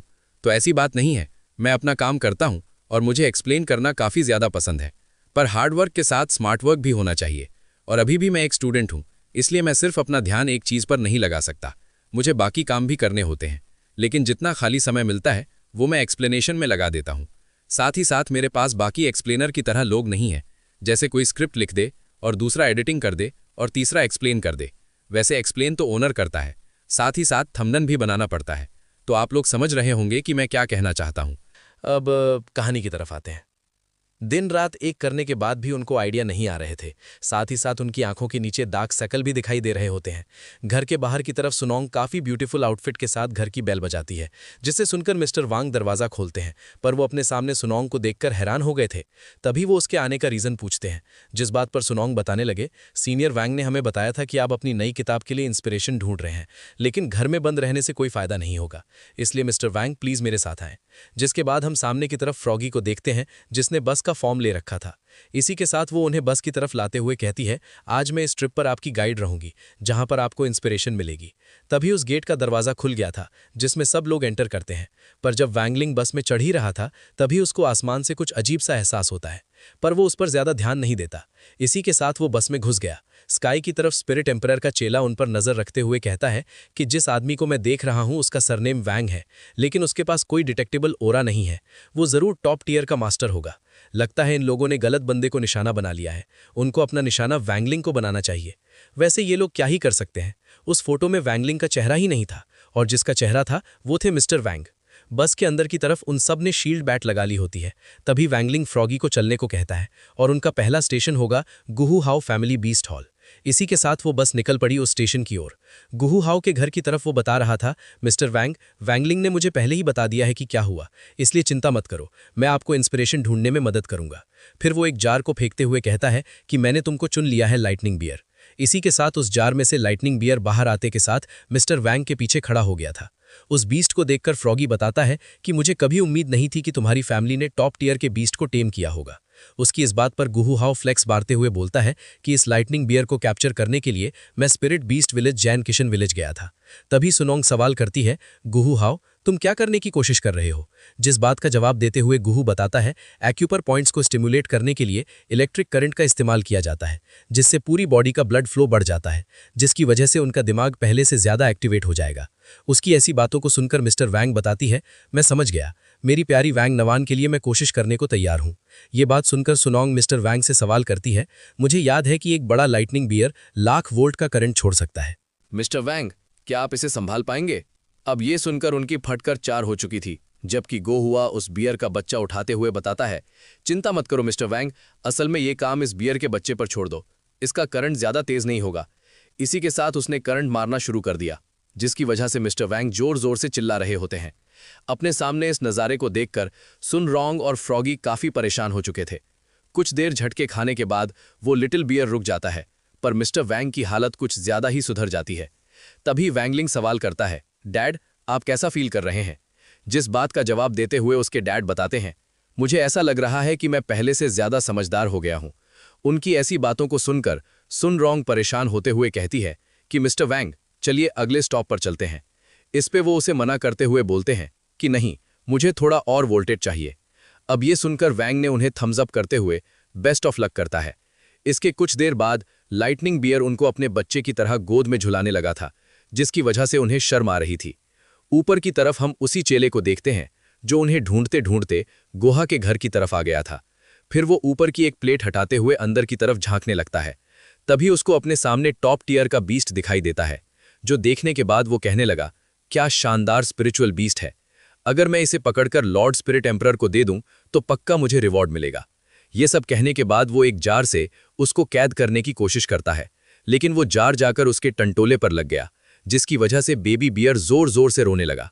उसको रोता देखकर लाइटनिंग बियर को काफी ज्यादा गुस्सा आ गया था। इसी के साथ उसने अपने मुंह में लाइटनिंग इकट्ठा कर ले।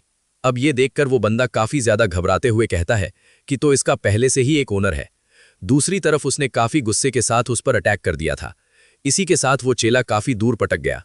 उस बीस्ट को इतना गुस्से में देखकर मिस्टर वैंग वैंगलिंग की गोद में आते हुए कहने लगे, चलो इसे भूल ही जाते हैं। जिसके बाद फ्रॉगी निकल पड़ा चैन फैमिली माउंटेन कल्टीवेशन साइट की ओर। पर जाते समय उस चेलिया की भी बैंड बजा देते हैं। जाते समय मिस्टर वैंग सवाल करते हैं, क्या हमने अभी किसी को हिट किया? उनकी इस बात का जवाब देते हुए वैंगलिंग बताता है, डैड कोई बात नहीं है, बस थोड़ी सी हलचल थी। कुछ देर सफर करने के बाद वो आखिरकार चैन फैमिली के मैंशन पर पहुंच चुके थे। तभी नीचे से चैन चाओ वैंगलिंग को हाई करता है, साथ ही साथ उनकी बस वहां पर उतर चुकी थी। इसी के साथ चैन चाओ के फादर मिस्टर वैंग की तरफ जाते हुए कहते हैं कि मैंने सुना है कि तुम्हारा क्रिएटिव काम ठीक से नहीं चल रहा है, इसलिए तुम यहाँ इंस्पिरेशन ढूंढने आए हो।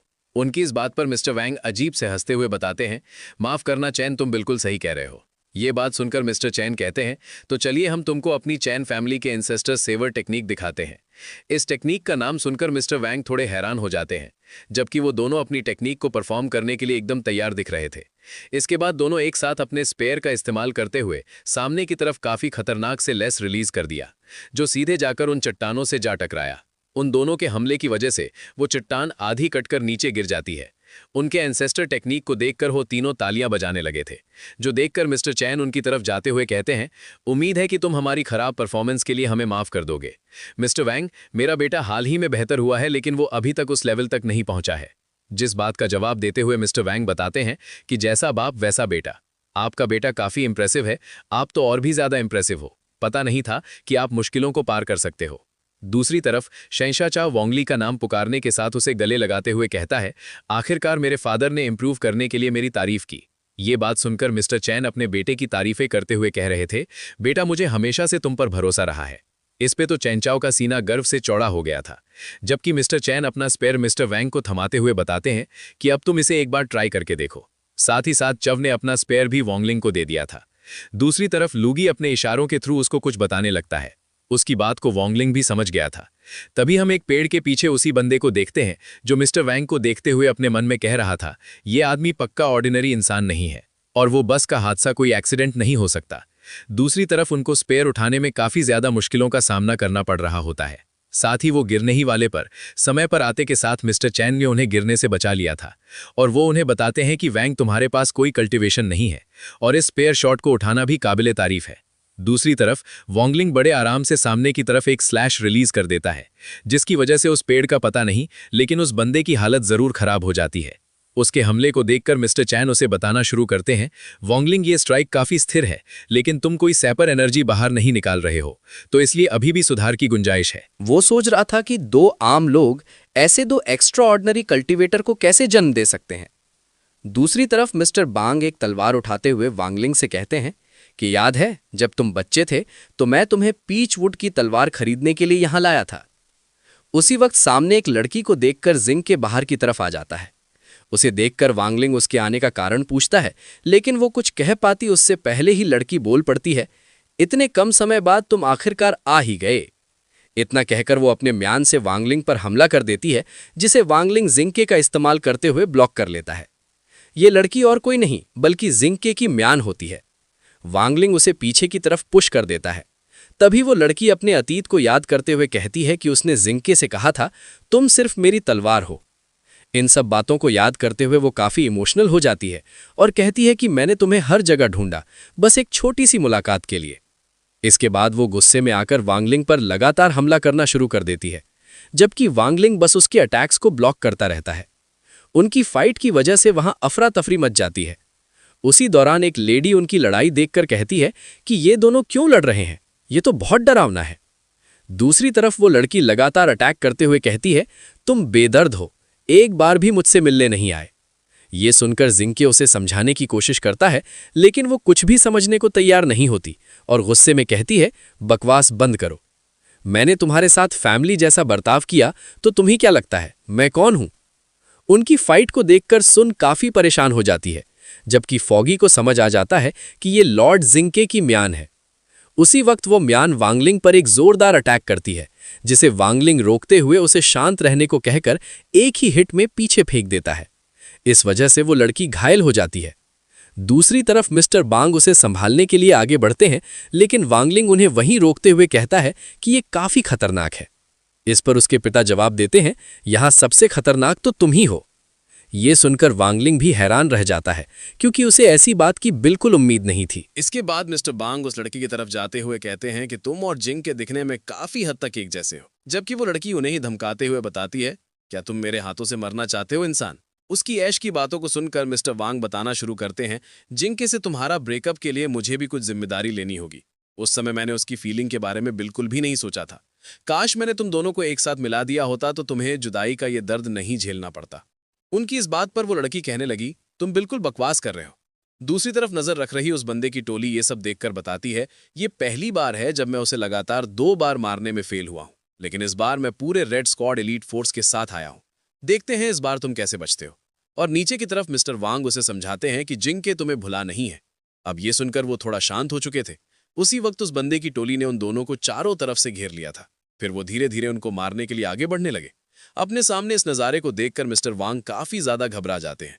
साथ ही साथ उस बंदे ने ही पहला हमला कर दिया, जो देखकर जिंगे तुरंत उस लड़की के साथ मर्जिंग प्रोसेस शुरू कर चुका था, जिसकी वजह से वो हवा में उड़ने लगी थी और उसके प्रेशर की वजह से उन सब बंदों को वहां पर खड़ा रहने में भी मुश्किल हो रही थी। लेकिन दूसरी तरफ उस लड़की ने मयान का फॉर्म ले लिया था, जो देखने के बाद वांगलिंग की सोड अपनी एनर्जी अनलीज करते हुए हवा में जाने लगी, जो देखकर मिस्टर वांग भी काफी हैरान हो जाते हैं। जबकि जिंके अपने मयान के अंदर एंटर कर चुका है, जिसकी वजह से वहां पर काफी खतरनाक प्रेशर अनलीज होता है और उस प्रेशर की वजह से एम्परर के चेलों की हवा टाइट हो चुकी थी। यहाँ के इस कारनामे को देखकर मिस्टर वांग पूछते हैं, आखिरकार यहाँ पर क्या हुआ। उनकी इस बात पर वांगली बताता है कि ये दोनों एक साथ मर्ज हो गए। अब ये सुनकर वो और भी ज्यादा हैरान हो गए थे, क्योंकि उनको मालूम नहीं था कि ये दोनों एक साथ मर्ज भी हो सकते हैं। तभी सुनो काफी को होने के साथ सवाल करती है, फ्यूजन के बाद सोर्ड स्पिरिट का नाम क्या है। दूसरी तरफ सोर्ड स्पिरिट काफी ज्यादा कूल लग रहा था, यहां तक कि उसकी पावर वांगलिंग के मुकाबले 20% हो चुकी थी, जबकि वांगलिंग उसका नया नाम जिंग बाय रखता है। उसकी इतने खतरनाक ओरा को फील करते हुए उसकी फटके 64 हो जाती है। जबकि जिंग बाय वांगलिंग से सवाल करता है, सोर्ड मास्टर क्या मैं पूछ सकता हूं कि इसे कैसे संभालना है। उसके सवाल का जवाब देते हुए वांगलिंग बताता है कि ये तो तुम पर है, बस उन्हें सांस लेने देना। जो कहने के बाद वो वहां से जाने लगा। जाते समय मिस्टर वांग पूछते हैं, क्या हमें कुछ नहीं करना चाहिए। इस पर वांगलिंग बोलता है कि उन्हें थोड़ा समय अकेले बिताने दो, मैं जुई से सफाई का काम संभालने के लिए कहूंगा। ये बात सुनकर मिस्टर वांग इंप्रेस होते हुए कहे कि भाई बहनों को सच में मिलजुल कर रहना चाहिए। इसके बाद वहां पर एक जोर का धमाका होता है। तभी यहां से वांगलिंग के घर की तरफ आ गया था, जहां पर अब मिस्टर वोंग को आइडिया पे आइडिया आने लगते हैं। साथ ही साथ वो तीनों भी इससे काफी खुश थे। और आप लोग उनके पास जो रिवॉर्ड देख रहे हैं वो author of the year Wong Situ का है। तो इससे आप लोगों को समझ में आ ही गया होगा कि वोंग सीटू असल में है कौन। वहीं पर अपने काम में डूबे हुए मिस्टर वोंग अपना काम करते हुए अपने मन में बताते हैं, फैमिली क्या है। फैमिली एक दूसरे का साथ देती है, फैमिली एक दूसरे की रक्षा करती है। भले ही झगड़े हों, जब तक आप हेल्दी तरीके से बात कर सकते हो, फैमिली हमेशा आपका सबसे बड़ा सहारा और सबसे सेफ ठिकाना रहेगा। और इस आखिरी जाने माने ऑथर वोंग सिद्धू अपने नए मास्टरपीस के साथ शानदार वापसी कर रहे हैं। 1 महीने से भी कम समय में उन्होंने महीने भर की वोटिंग का रिकॉर्ड तोड़ दिया। उनके चीफ एडिटर के तौर पर मुझे हमेशा से विश्वास था कि वो वापसी कर सकते हैं। और उनके पीछे जो पोस्टर टंगा हुआ है उसमें लिखा है, book launch the daily life of the immortal king. मतलब इस यानी कि उन्होंने एक किताब रिलीज कर दी। जबकि वो लेडी बताती है कि और ये ऑडिटोरियम टीम के लगातार कोशिशों के बिना पॉसिबल नहीं हो पाता। वोंग सितू की नई किताब अब सभी बड़े ऑनलाइन प्लेटफॉर्म और बुक स्टोर पर उपलब्ध है। अगले सीन में मिस्टर वोंग के पास अब इंस्पिरेशन की कमी नहीं थी। वो अपनी पूरी कोशिश करते हुए उस किताब का नेक्स्ट चैप्टर भी लिखना शुरू कर चुके। उसी वक्त मदर वोंग उनके कमरे में एंटर करने के साथ उनके लिए कुछ खाने के लिए लाते हुए कहती है कि हनी, इतना ज्यादा काम मत करो, थोड़ा आराम कर लो। उसकी इस बात पर मिस्टर वोंग गहरी सांस लेते हुए बोले कि कोई बात नहीं, वोंगलिंग और लिटिल वोंग नुमान के लिए मुझे और भी ज्यादा मेहनत करनी होगी। ये बात सुनकर मदर वोंग वो प्लेट धरते हुए उनकी कंप्यूटर स्क्रीन में देखने के साथ बताती है कि मुझे लगता है कि कल्टीवेशन के टेक्निक के बारे में तुम्हारे लॉजिक पर अभी भी कुछ काम करने की जरूरत है। अब ये सुनकर मिस्टर वोंग इसका मतलब पूछते हैं, जिस बात पर मदर वोंग कहने लगी, आजकल कल्टीवेशन नॉवेल अभी भी इतने पॉपुलर क्यों है? क्योंकि उनमें बताए गए कल्टीवेशन को तुरंत प्रैक्टिस में लाया जा सकता है। उसकी ऐसी बातों को सुनकर मिस्टर वोंग उनकी तारीफें करते हुए कहते हैं कि तुम इस टॉपिक के एक्सपर्ट हो। जो सुनकर मदर वोंग काफी खुश होते हुए उनके पास बैठने के साथ बताना शुरू करती है, तो मुझे लगता है कि इस टेक्निक को कॉन्क्रीट नंबर 42 के साथ मिलाना चाहिए। तुम्हारे पास ये हाई स्पीड ट्रैक है जो कल्टीवेशन नॉवल में जा रहा है। इसलिए मैंने तुम्हें जो थ्योरी बताई थी उसे याद रखना। जब मैं बची थी तो मैं पूरा yellow dragon river function Bluetooth पहन लेती थी। दूसरी तरफ वॉन्गलिंग और फ्रॉगी उन दोनों को एक साथ देखकर काफी खुश थे। उनकी बातों को सुनने के बाद फ्रॉगी कहता है कि मुझे ये पूरी तरह से समझ में नहीं आया, लेकिन ये काफी प्रोफेशनल लग रहा था। जो सुनकर वॉन्गलिंग अपने स्नैक्स में से थोड़ा फ्रॉगी को खिलाते हुए बताता है, मैंने सुना है कि मेरी माँ पहले राइटर थे, लेकिन उन्होंने बहुत पहले ही लिखना छोड़ दिया। अब ये सुनकर फ्रॉगी काफी ज्यादा हैरान होते हुए कहता है कि हमारे बीच कोई मास्टर मौजूद है। इसके बाद यहाँ से सीधे लॉर्ड स्पिरिट एम्परर की तरफ आ गया था, जहां पर वो उसी किताब को पढ़ रहा था। उस किताब को अच्छे से पढ़ने के बाद स्पिरिट एम्परर बताता है कि ये किताब इनक्रेडिबल रूप से इन्फॉर्मेटिव है। इसमें बताए गए techniques mistake x mistake mother के खास स्टाइल को दिखाती है। दूसरी तरफ हम उसी क्रिएचर को देखते हैं जो उस बंदे के साथ सीधे लॉर्ड स्पिरिट एम्परर की तरफ ही आ रहा था। तभी उसका चेला लॉर्ड स्पिरिट एम्परर के पास पहुंचने के साथ बताता है, मास्टर वो ये रहा। ये बात सुनकर स्पिरिट एम्परर उस किताब को उठाते हुए ईविल की तरह बताना शुरू करता है। मैंने हाल ही में इस नॉवल को पढ़ा और मुझे लगता है कि ऑथर का relation legendary cultivation mistake x spirit mother से हो सकता है। ये बात सुनकर ईविल आई मुस्कुराते हुए बताता है, उस किताब के ऑथर को मैं पहचानता हूं। अब ये सुनकर स्पिरिट एम्परर ईविल की तरह हंसते हुए कह रहा था, मैंने नाइट स्कल असेसमेंट कल्टिवेटर के सीक्रेट ट्रेजर को खोलने के लिए 100 साल की प्लानिंग लेकर आया हूं। ऐसे बच्चों को इकट्ठा करना जिनके पास प्योर स्पिरिचुअल रूट है, उन सबको इस अंडे में डालना ही मेरा मिशन है। इस पे ईविल आई बताता है कि वहां पर लगभग काफी सारी बेहतरीन लेजेंडरी टेक्निक्स हिडन है। उसकी ऐसी बातों को सुनकर स्पिरिट एम्परर कह रहा था, अभी के लिए हमने 5 एलिमेंट की स्पिरिचुअल एनर्जी इकट्ठा करने का काम रोक दिया है, लेकिन अब ऐसा लग रहा है कि दूसरा रास्ता भी है। जो सुनने के बाद ईवो आई का कहना है, तुम्हारा मतलब मिस्टिक एक्स स्पिरिट मदर से है? इस पे स्पिरिट एम्परर बोला कि इतना ही नहीं, एक ऐसी बच्ची भी है जिसके पास एक्स्ट्रा ऑर्डिनरी स्पिरिचुअल एनर्जी है।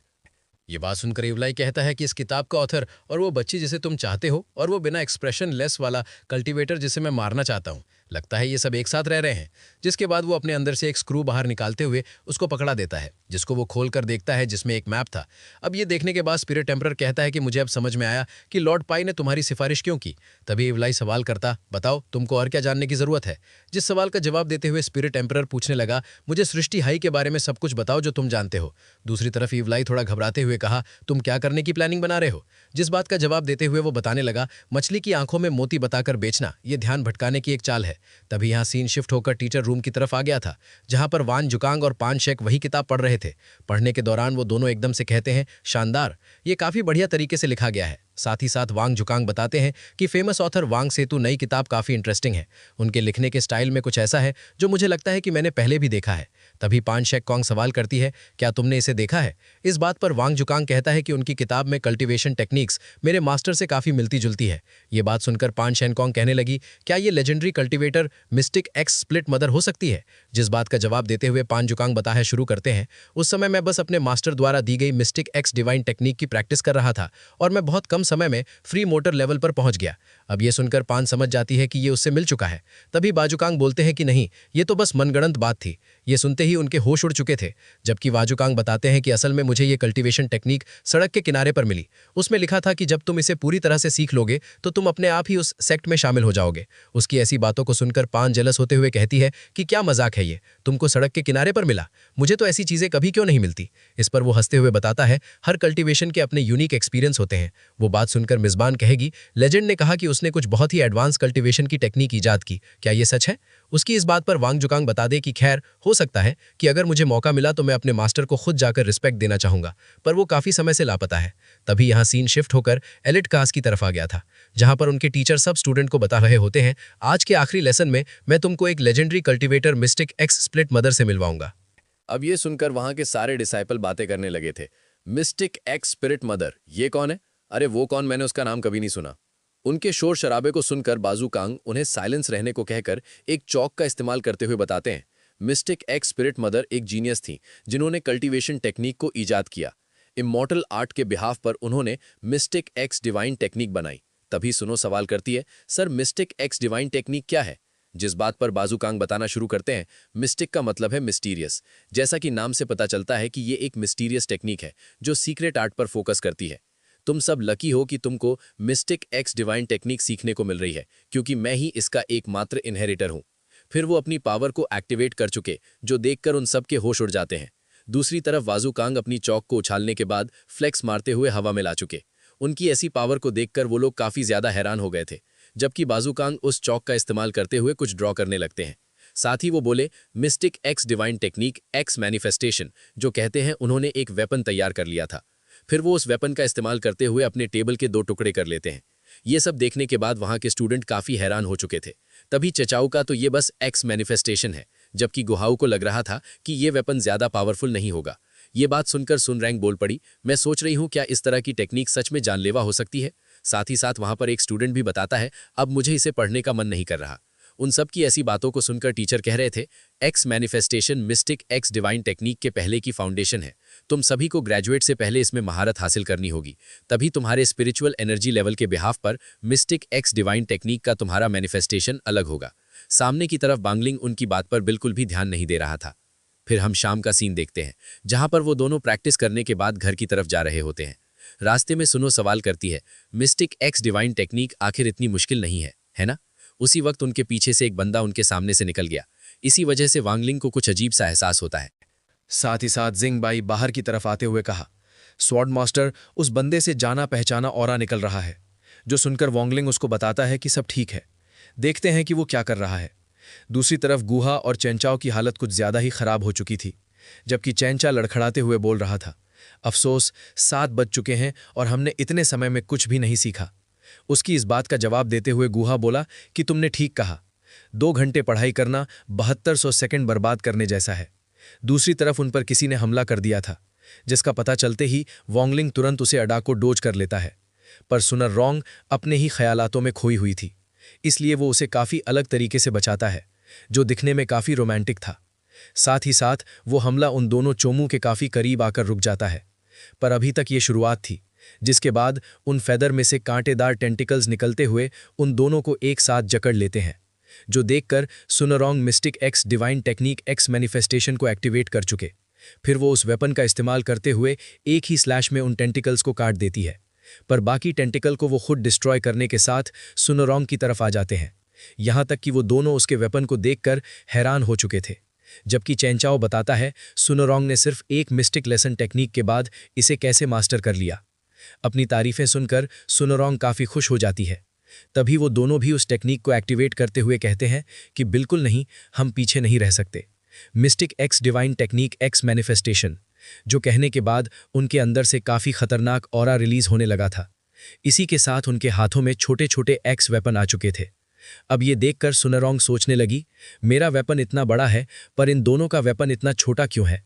दूसरी तरफ चैनचाओ और शर्म से पानी पानी हो चुका था। दूसरी तरफ गुहू अपना सर खुजाते हुए कह रहा था, कितना बुरा हुआ, हम इसे कैसे करेंगे। उसी वक्त उनके पास काफी सारे फेदर आने लगे, जिसका एहसास वांगलिंग को भी हो चुका था। साथ ही साथ उनके चारों ओर फॉग फैलने लगे, यहां तक कि वो फिर से कैद हो चुके। उसी वक्त सुनररॉन्ग का कहना है, अगर सीनियर वांगलिंग मिस्ट्री टेक्निक का इस्तेमाल करें तो क्या होगा। तभी अचानक से सुनररॉन्ग पर हमला आने लगा था, जिसको वांगलिंग वक्त रहते ही पकड़ लेता है। पर बार बार अपनी बंदी पर अटैक होता देखकर वांगलिंग को काफी ज्यादा गुस्सा आने लगा था। फिर वो उसके फेदर को उसी बंदे की तरफ थ्रो कर देता है, जिसकी वजह से वो अपने ही अटैक में झगड़ा गया, जो देखकर सुनररॉन्ग बताना शुरू करती है, जैसा मैंने सोचा था, मिस्टिक एक्स डिवाइन टेक्निक का इस्तेमाल किए बिना भी इसे रोकने वाली टेक्निक से सीनियर वांग फिर भी उन्हें हरा सकते हैं। जबकि वांगलिंग उस बंदे के काफी करीब चला गया था, तभी आसिन स्कूल की तरफ आ जाता है, जहां पर एक कमरे के अंदर से किसी के चिल्लाने की आवाज आने लगी थी। उसी वक्त दरवाजा तोड़ते हुए स्पिरिट एम्परर के 2 चेले काफी बुरी हालत में बाहर की तरफ पटक दिए जाते हैं। उसी वक्त वो बंदा बताता है कि मिस्टिक एक्स डिवाइन टेक्निक को तुमने इससे भी मास्टर कर लिया है, जो कहते ही वो बेहोश हो गया। दूसरी तरफ वाजुकोंग उस कमरे से बाहर की तरफ आते हुए बोले कि तो तुम मिस्टिक एक्स डिवाइन टेक्निक के लिए यहाँ पर आए हो। पता नहीं किस जासूस ने ये इन्फॉर्मेशन ली कि जब से मास्टर साइक्लोसॉन कल्टीवेशन में है तब हमला कर रहे हैं, और वो हमारे सृष्टि हाई के बारे में सब कुछ जानते हैं। बाहरी की तरफ डिसाइपल उन बदमाशों का सामना कर रहे थे, पर उनकी तादाद ज्यादा होने की वजह से उन लोगों को उनका सामना करने में काफी परेशानी हो रही थी। तभी उनमें से एक लड़की पूछती है कि हमें क्या करना चाहिए, ये लोग काफी खतरनाक हैं, हम उन्हें नहीं रोक सकते। उसके ऐसा कहते ही उन मुस्टैंडो ने सब स्टूडेंट को हरा दिया था, यहाँ तक कि वो डर के मारे कांप रहे होते हैं। जबकि वो बंदा उस मोटे को उठाते हुए कहता है, तुम फाउंडेशन एस्टैब्लिश के कमीने, अगर तुम्हें अपनी जान प्यारी है तो जरा भी हिलना मत।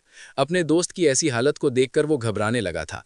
जबकि वो बंदा कुक्सवान के मुंह में अपना पैर रखते हुए बताता है, ऐसा लगता है कि रेगुलर क्लास के स्टूडेंट को संभालना काफी आसान है, उसकी ऐसी बातों को सुनकर कुक्सवान उस बंदे का पैर हटाते हुए अपना खून साफ करने के साथ कहता है कि कितनी मजेदार बात है।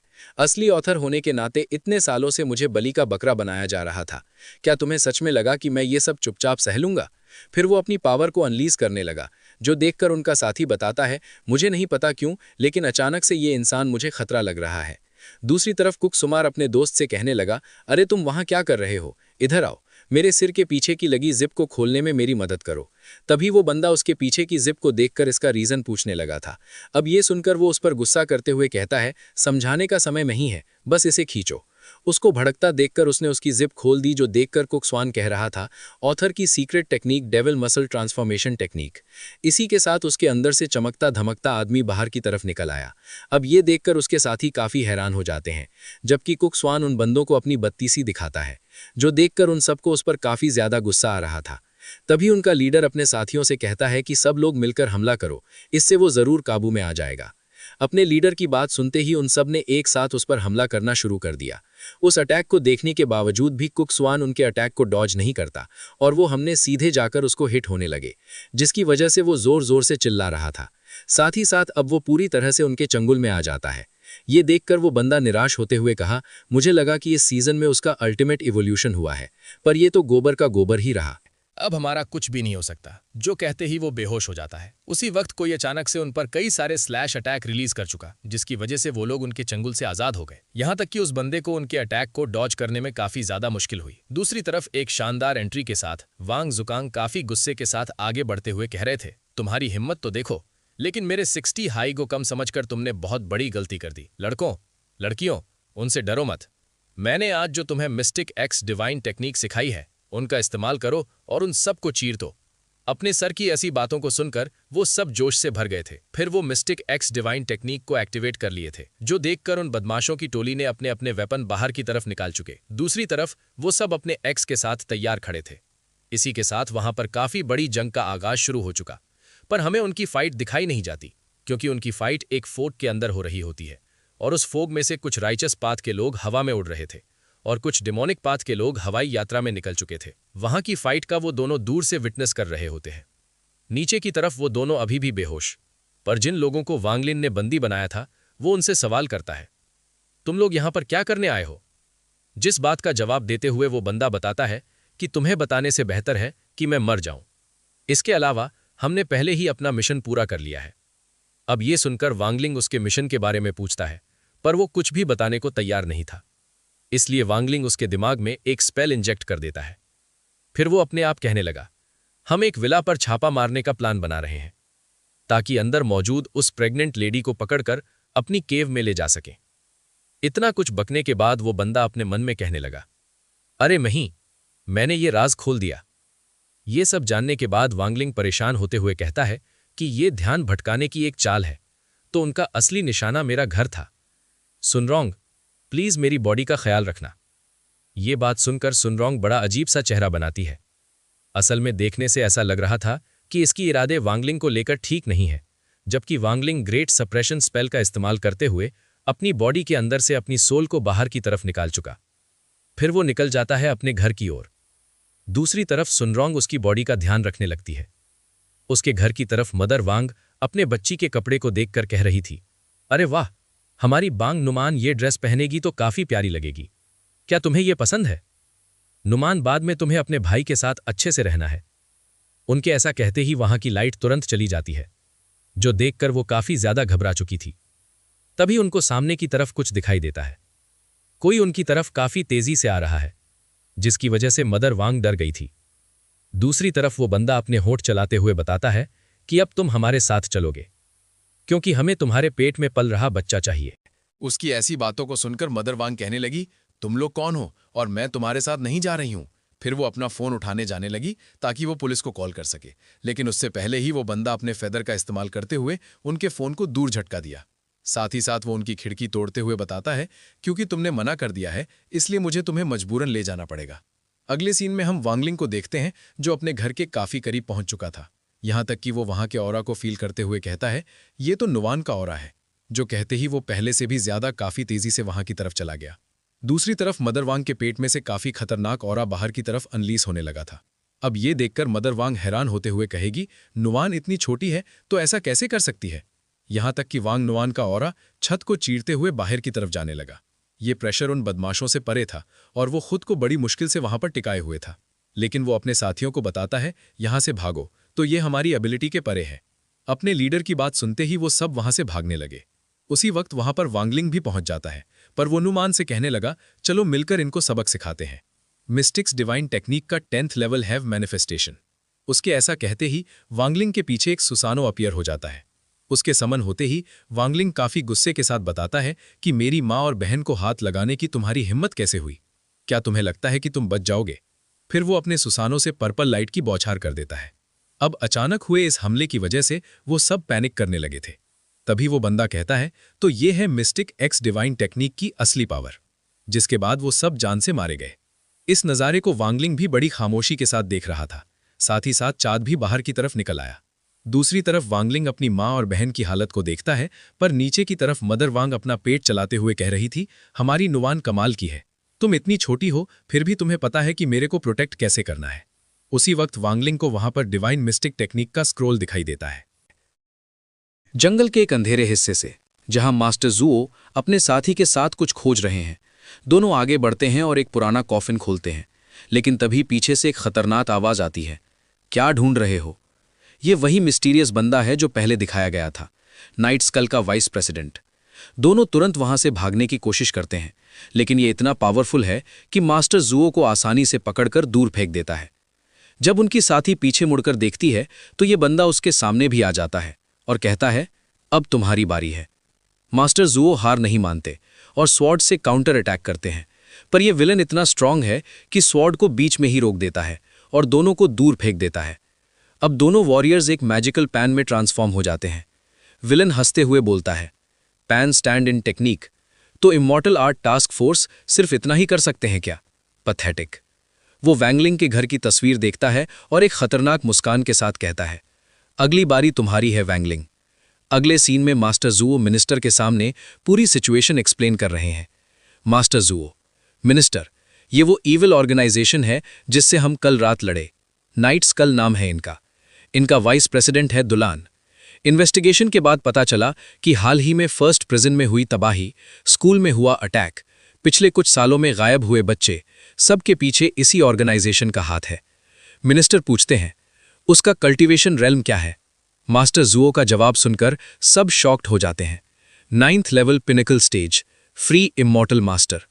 इतना पावरफुल है कि हम उसका ऑरा भी सेंस नहीं कर पाए। 10th सिचुएशन में मिनिस्टर को एक इंपॉर्टेंट कॉल आती है। कॉल के बाद वो डिसीजन लेते हैं और मास्टर जुओ को नाइट स्कल इन्वेस्टिगेशन यूनिट का हेड अपॉइंट कर देते हैं। मिनिस्टर कहते हैं, हमें ऐसी डेंजरस ऑर्गेनाइजेशन को जड़ से खत्म करना होगा। और तभी मिनिस्टर की डेस्क पर मास्टर जुओ की नजर पड़ती है वांगलिंग के डैड की बुक पर। ये क्या कनेक्शन है? अगले सीन में टीचर वांग कुछ सोच में डूबे हुए दिखते हैं। तभी जियांग वहां आती है और पूछती है, ये लीव एप्लीकेशन किसकी है? टीचर वांग बताते हैं, वांगलिंग की है। कल के अटैक की वजह से वो ठीक नहीं है। वो हमेशा से कमजोर रहा है। वो फील करते हुए कहते हैं, इसके जिम्मेदार हम भी हैं कि ये सब हुआ। इसीलिए मैं कल उसके घर जाने का सोच रहा हूं। फिर टॉपिक बदलते हुए पूछते हैं, वैसे उस चीज का क्या हुआ जो मैंने तुमसे मांगी थी? जियांग एक स्क्रोल ओपन करती है। ये रही वो इन्फॉर्मेशन। मुझे पता है तुम अपने मास्टर को ढूंढ रहे हो। क्या तुम्हें लगता है वांगलिंग के पेरेंट्स तुम्हारे मास्टर से कनेक्टेड होंगे? टीचर वांग एडमिट करते हैं, सालों से मैं उन्हें कन्विंस कर रहा हूं कि रिटायरमेंट से वापस आ जाओ। जियांग, इस इन्फॉर्मेशन को लाने में मुझे बहुत मेहनत लगी। क्या तुम मेरे लिए भी मास्टर वांग झे का ऑटोग्राफ ला सकते हो? टीचर वांग खुश होकर उसे हक कर लेते हैं। तुमने शानदार काम किया। दूसरी तरफ मास्टर जुओ ने वांगलिंग को सूचित कर दिया है कि टीचर वांग उनके घर आ रहे हैं। फ्रॉगी होकर बोलता है, वो यहां जरूर तुम्हारी रियल आइडेंटिटी पता करने आ रहे हैं। वांगलिंग ने अपनी फैमिली को प्रोटेक्ट करने के लिए स्कूल से छुट्टी ली है। अब वो टेंशन में है। अगर टीचर वांग ने सच जान लिया तो? तभी उसकी मॉम फ्रूट्स लेकर आती है। वांगलिंग एक फिलोसॉफिकल सवाल पूछता है, मॉम, क्या आप एक नॉर्मल लेकिन पीसफुल लाइफ जीना चाहोगी, या फिर ऐसी लाइफ जो हिस्ट्री में छाप छोड़ जाए? मॉम बिना सोचे जवाब देती हैं, मैं जरूर नॉर्मल और पीसफुल लाइफ को चुनूंगी। मैं खुश रहूंगी अगर तुम और नवान साथ हो तो। बस इतना ही चाहिए मुझे। मॉम के जाने के बाद वांगलिंग होकर एक मिस्टीरियस बुक निकालता है। लगता है मदद बुलानी पड़ेगी। टीचर वोंग अराइव करते हैं वांगलिंग के घर पर और मन में सोच रहे होते हैं, आई होप मेरी फीलिंग सही निकले। अंदर आकर वांगलिंग और उसकी मॉम उनका वार्म वेलकम करती हैं। सब बैठते हैं और टीकर वैंग अपनी डिटेक्टिव मोड में चले जाते हैं। हम सिर्फ spiritual queen body refinement phase master इतने वीक नहीं होने चाहिए। संभव है कि ये अपना ओरा छिपा रही हो। मुझे इनकी पल्स चेक करनी होगी। टीचर वैंग, मैंने सुना आप प्रेग्नेंट हैं। मुझे मेडिसिन के बारे में थोड़ा बहुत पता है। क्या मैं आपकी पल्स चेक कर सकता हूँ? वांगलिंग की मॉम मान जाती हैं। टीचर वैंग अपना हाथ आगे बढ़ाते हैं और तभी वांगलिंग गेट खोलता है। अब सुन रोंग भी उनके साथ बैठी है। टीचर वैंग, तुम यहाँ क्या कर रही हो? सुन रोंग, मैं आंटी और वांग को देखने आई हूँ। वो कुछ हेल्थ पिल्स भी लाई हैं। और फिर रिक्वेस्ट करती है, मुझे वांगलिंग के डैड का एक ऑटोग्राफ चाहिए। मॉम, क्यों नहीं, लेकिन वो अभी बिजी हैं तो तुम्हें वेट करना होगा। सुन रोंग, वैसे टीचर वैंग, मैं आपकी और आंटी की बात में डिस्टर्ब तो नहीं कर रही ना? नहीं नहीं, मैं तो बस इनकी पल्स चेक करने वाला था। वो फिर से हाथ बढ़ाते हैं और फिर इस बार सुन रोंग के ग्रैंडपा आ जाते हैं। अब ये भी सबके साथ बैठे हैं। टीचर वैंग, आप यहाँ क्यों आए हो? ग्रैंडपा, मैं वैंग की मॉम के लिए 6000 साल पुराना फ्लैट पीच लाया हूँ और वो भी वही रिक्वेस्ट। मुझे भी वैंगजे का ऑटोग्राफ चाहिए। सुन रोंग, वो अभी बिजी हैं ग्रैंडपा। टीचर वैंग अब डिटर्मिन्ड है। तीसरी बार पल्स चेक करने की कोशिश करते हैं। अब स्वॉट सेंट खुद आ जाते हैं। टीचर वैंग, अब थोड़ा है, मैंने एक्सपेक्ट नहीं किया था कि स्वॉट सेंट और डाउन सेक लीडर खुद यहाँ आएंगे। आप यहाँ क्यों? स्वॉट सेंट, वांग की मॉम को देखने। टीचर वैंग वो कपड़ा हटाते हैं जो स्वॉट सेंट लाए हैं और अंदर एक ऑटोग्राफ बुक। टीचर वैंग, मुझे पल्स चेक करनी ही होगी चाहे कुछ भी हो जाए। वो चौथी बार हाथ बढ़ाते हैं। मास्टर जू और मिनिस्टर खुद वहां पहुंच जाते हैं। अब पूरा लिविंग रूम वीआईपी गेस्ट से भरा हुआ है। मास्टर जू को देखकर, तुम यहाँ? टीचर वैंग, मैं ऑटोग्राफ के लिए आया हूं। मिनिस्टर, आप सबको इतना फॉर्मल होने की जरूरत नहीं है। क्यों ना हम सब मेडिटेट करें और वांग जी का वेट करें? और फिर पूरा सीन दिखाया जाता है। सभी पावरफुल कल्टिवेटर्स मेडिटेशन में बैठे हैं और बीच में टीचर वैंग उदास मुंह लटकाए बैठे हैं। कहीं दूर एक कॉफिन दिखाया जाता है। अंधेरे में से नाइट स्कल का वाइस प्रेसिडेंट निकलता है, अपने वेपन्स के साथ रेडी। सब मारे जाएंगे। वांगलिंग, तुम्हारा अंत आ गया है। वो कॉन्फिडेंट स्ट्राइड के साथ गेट खोलता है और फिर पूरा सीन फ्रीज हो जाता है। उसके सामने मास्टर जुओ, मिनिस्टर, स्वॉट सेंट, डाउनसेक लीडर, सुन रोंग का ग्रैंडपा, टीचर वैंग और सब के सब उसे घूर रहे हैं। विलन, हा, लगता है मैं गलत घर में आ गया। वो तुरंत गेट बंद कर देता है, फिर से खोलता है और सब अभी भी उसे देख रहे हैं। वांगलिंग, पीछे से, अब आ ही गए हो तो अंदर क्यों नहीं आते? मास्टर जू, ये तो नाइट स्कल का वाइस प्रेसिडेंट है। इमीडिएटली स्वॉट सेंट और मास्टर जू अटैक कर देते हैं। विलेन भाग निकलता है वहां से और सभी पावरफुल मास्टर्स उसके पीछे भागते हैं। वो उस बॉक्स को खोलते हैं जो सुन रोंग का ग्रैंडपा लाया था और खाने लगते हैं। ये कौन लाया? टेस्ट अच्छा नहीं है। वो एक लेजेंडरी ट्रेजर को ऐसे खा रहे हैं जैसे कोई नॉर्मल स्नैक हो। तभी वांगलिंग की मॉम आती हैं। इन सबको ऑटोग्राफ दे दो ना। वांग जी 2 ऑटोग्राफ बुक्स साइन कर देते हैं। टीचर वैंग, मैं यहाँ क्या करने आया था? खैर छोड़ो, मिशन तो पूरा हुआ। दूसरी तरफ वो विलेन भागता हुआ दिखाया जाता है।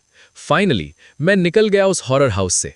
लेकिन तभी एक मैजिक फिगर अचानक आता है और उसे एक हाथ से पकड़ लेता है। तुम तो वही हो, मिस्टीरियस फिगर। माफ करना, मैं रहमदिल नहीं हूं उसकी तरह। और वो उसे इंस्टेंटली गायब कर देता है। फिर बोलता है, एक pinnacle level free immortal realm cultivator, तुम्हारी हिम्मत कैसे हुई किंग के सामने इतना एरोगेंटली एक्ट करने की? और वो भी मिस्टीरियसली गायब हो जाता है। एक आदमी टेंसली को चेक कर रहा है। टैलिन की ऑरा कंप्लीटली गायब हो गई है। ये कैसे पॉसिबल है? तभी दूसरा आदमी तेजी से रूम में एंटर करता है। पर्सन 2 वाइस प्रेसिडेंट विला की तरफ गए थे उस बेबी को कैच करने, लेकिन अभी तक वापस नहीं आए। पर्सन 1 ये समझ से बाहर है। वो तो ट्रू इमॉर्टल रेल्म तक पहुंचने वाले थे। अगर वो मर भी गए होते तो भी उनकी ऑरा का कोई ट्रेस तो बचना चाहिए था। पर्सन 2 उनका मिशन अभी इनकम्प्लीट है। पर्सन 1 तो अब तुम्हें वो मिशन कंप्लीट करना होगा। पर्सन 2 लेकिन मुझे तो लॉर्ड बाईजी को रेस्क्यू करने की रिस्पॉन्सिबिलिटी मिली है। पर्सन 1 टेंशन मत लो, वो काम मैं संभाल लूंगा। सीन चेंज होता है। एक ह्यूज एरीना जहां थाउजेंड्स ऑफ लोग गैदर्ड हैं। हर डायरेक्शन से कल्टिवेटर्स आए हुए हैं। हाउस सेलेस्टियल टूर्नामेंट, जहां पूरी दुनिया के पावरफुल वॉरियर्स अपनी स्ट्रेंथ प्रूव करने आते हैं। स्क्रीन पर एक वॉरियर दिखता है जो अपने कोल्ड और कॉन्फिडेंट स्टाइल में खड़ा है। रेनिंग चैंपियन मोंग जिंग डैंग। रूल्स के अकॉर्डिंग अगर कोई कंटिन्यूअसली 2 चैंपियनशिप्स जीतता है तो यूज अनडिफीटेड टॉप कल्टीवेटर को चैलेंज करने का चांस मिलता है। ऑडियंस में बैठे चेन चाओ और गुआ हाओ आपस में बातें कर रहे हैं। चेन चाओ, अगर मोंग जिंग डैंग इस बार भी जीत गए तो वो टॉप कल्टीवेटर को चैलेंज कर सकेंगे। गुआ हाओ, लास्ट टाइम भी इन्होंने सिर्फ एक मूव में सारे कॉम्पिटिटर्स को हरा दिया था, इनकी पावर अनबिलीवेबल है। सूरोंग, चेन चाओ, गुआ हाओ, थोड़ा रिलैक्स करो, मैं रेस्ट करने की ट्राई कर रही हूं। गुआ हाओ, क्या लगता है जब नवन बड़ी हो जाएगी तो वो भी टूर्नामेंट में पार्टिसिपेट करेगी? तुम शाचाओ, बिल्कुल, वो बैंगलिंग की तरह एनर्जी वैल्यू सिर्फ 5 की थोड़ी ना होगी। एरिना में बेल बजती है, सारे वॉरियर्स रेडी हो जाते हैं, टूर्नामेंट स्टार्ट।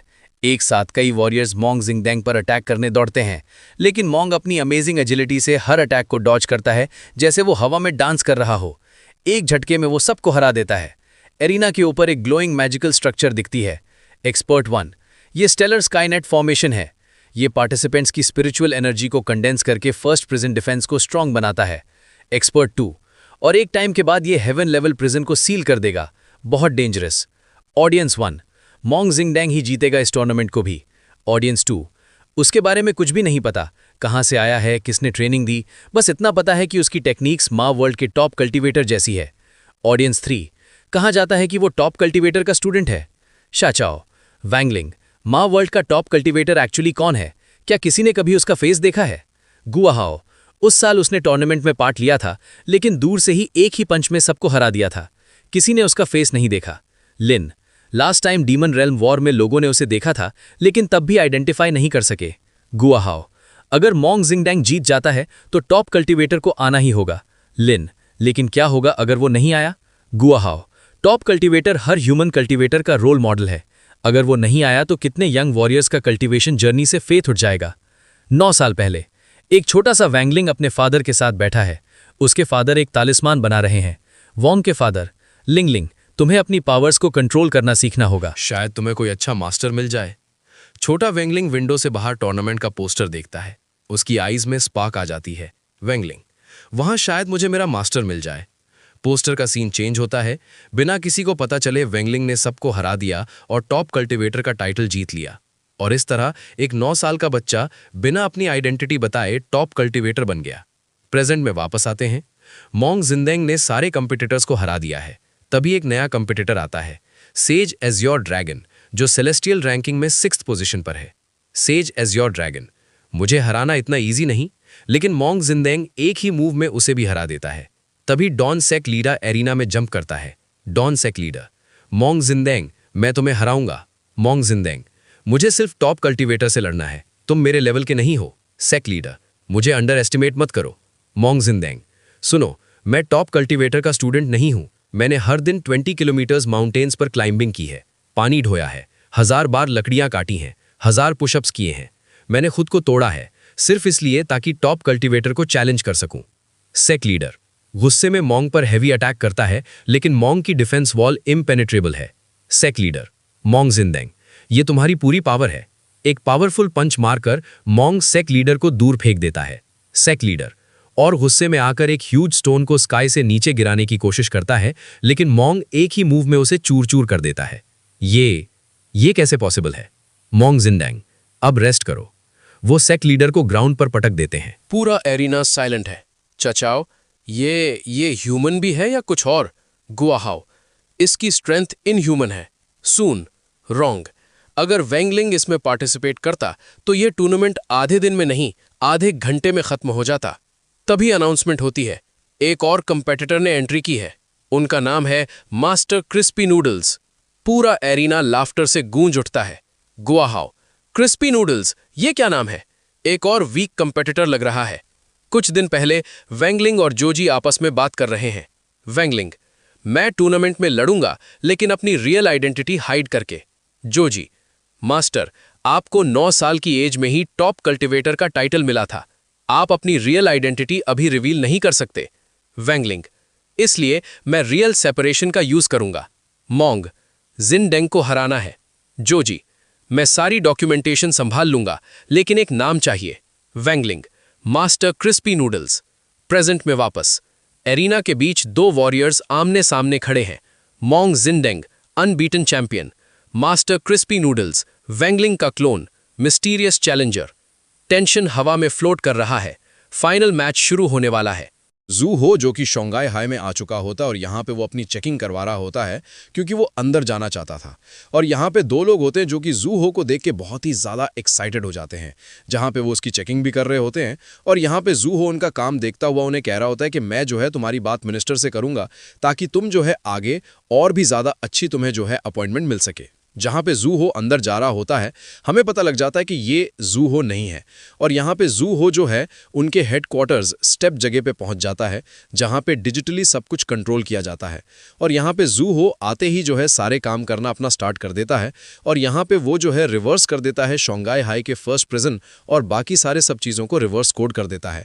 और यहाँ पे स्कल नाइट का कोई एक वायरस डाल देता है। तभी यहाँ पे हम देखते हैं वो जॉइंट रोबोट भी अब स्कलाइट का बन चुका होता है और यहाँ पे दो लोग वो सारी चीजें चेक कर रहे होते हैं और उन्हें समझ में नहीं आ रहा होता है कि यहाँ पे किसने बगिंग की है। तभी यहाँ पे उनके पीछे जू आ जाता है जो कि अपने असली रूप में आता है। वो और कोई नहीं, लॉर्ड स्प्रिट एम्परर होता है। यहाँ पे हमें जो है टूर्नामेंट का सीन दिखाया जाता है जहाँ पे मोंग जेंडे जो है मास्टर क्रिस्पी नूडल से लड़ने वाला होता है। और यहाँ पे उसे देख के मोंग जेंडे उसके ऊपर लगातार अटैक कर रहा होता है, लेकिन कुछ भी क्रिस्पी नूडल्स के ऊपर असर नहीं पड़ रहा होता है। तभी यहाँ पे वो उसका कला पकड़ लेता है टॉम जेंड के क्रिस्पी नूडल, जहाँ पे वो एक एक्सप्लोजन करता है, लेकिन इससे भी जो है कुछ नहीं होता क्रिस्पी नूडल से।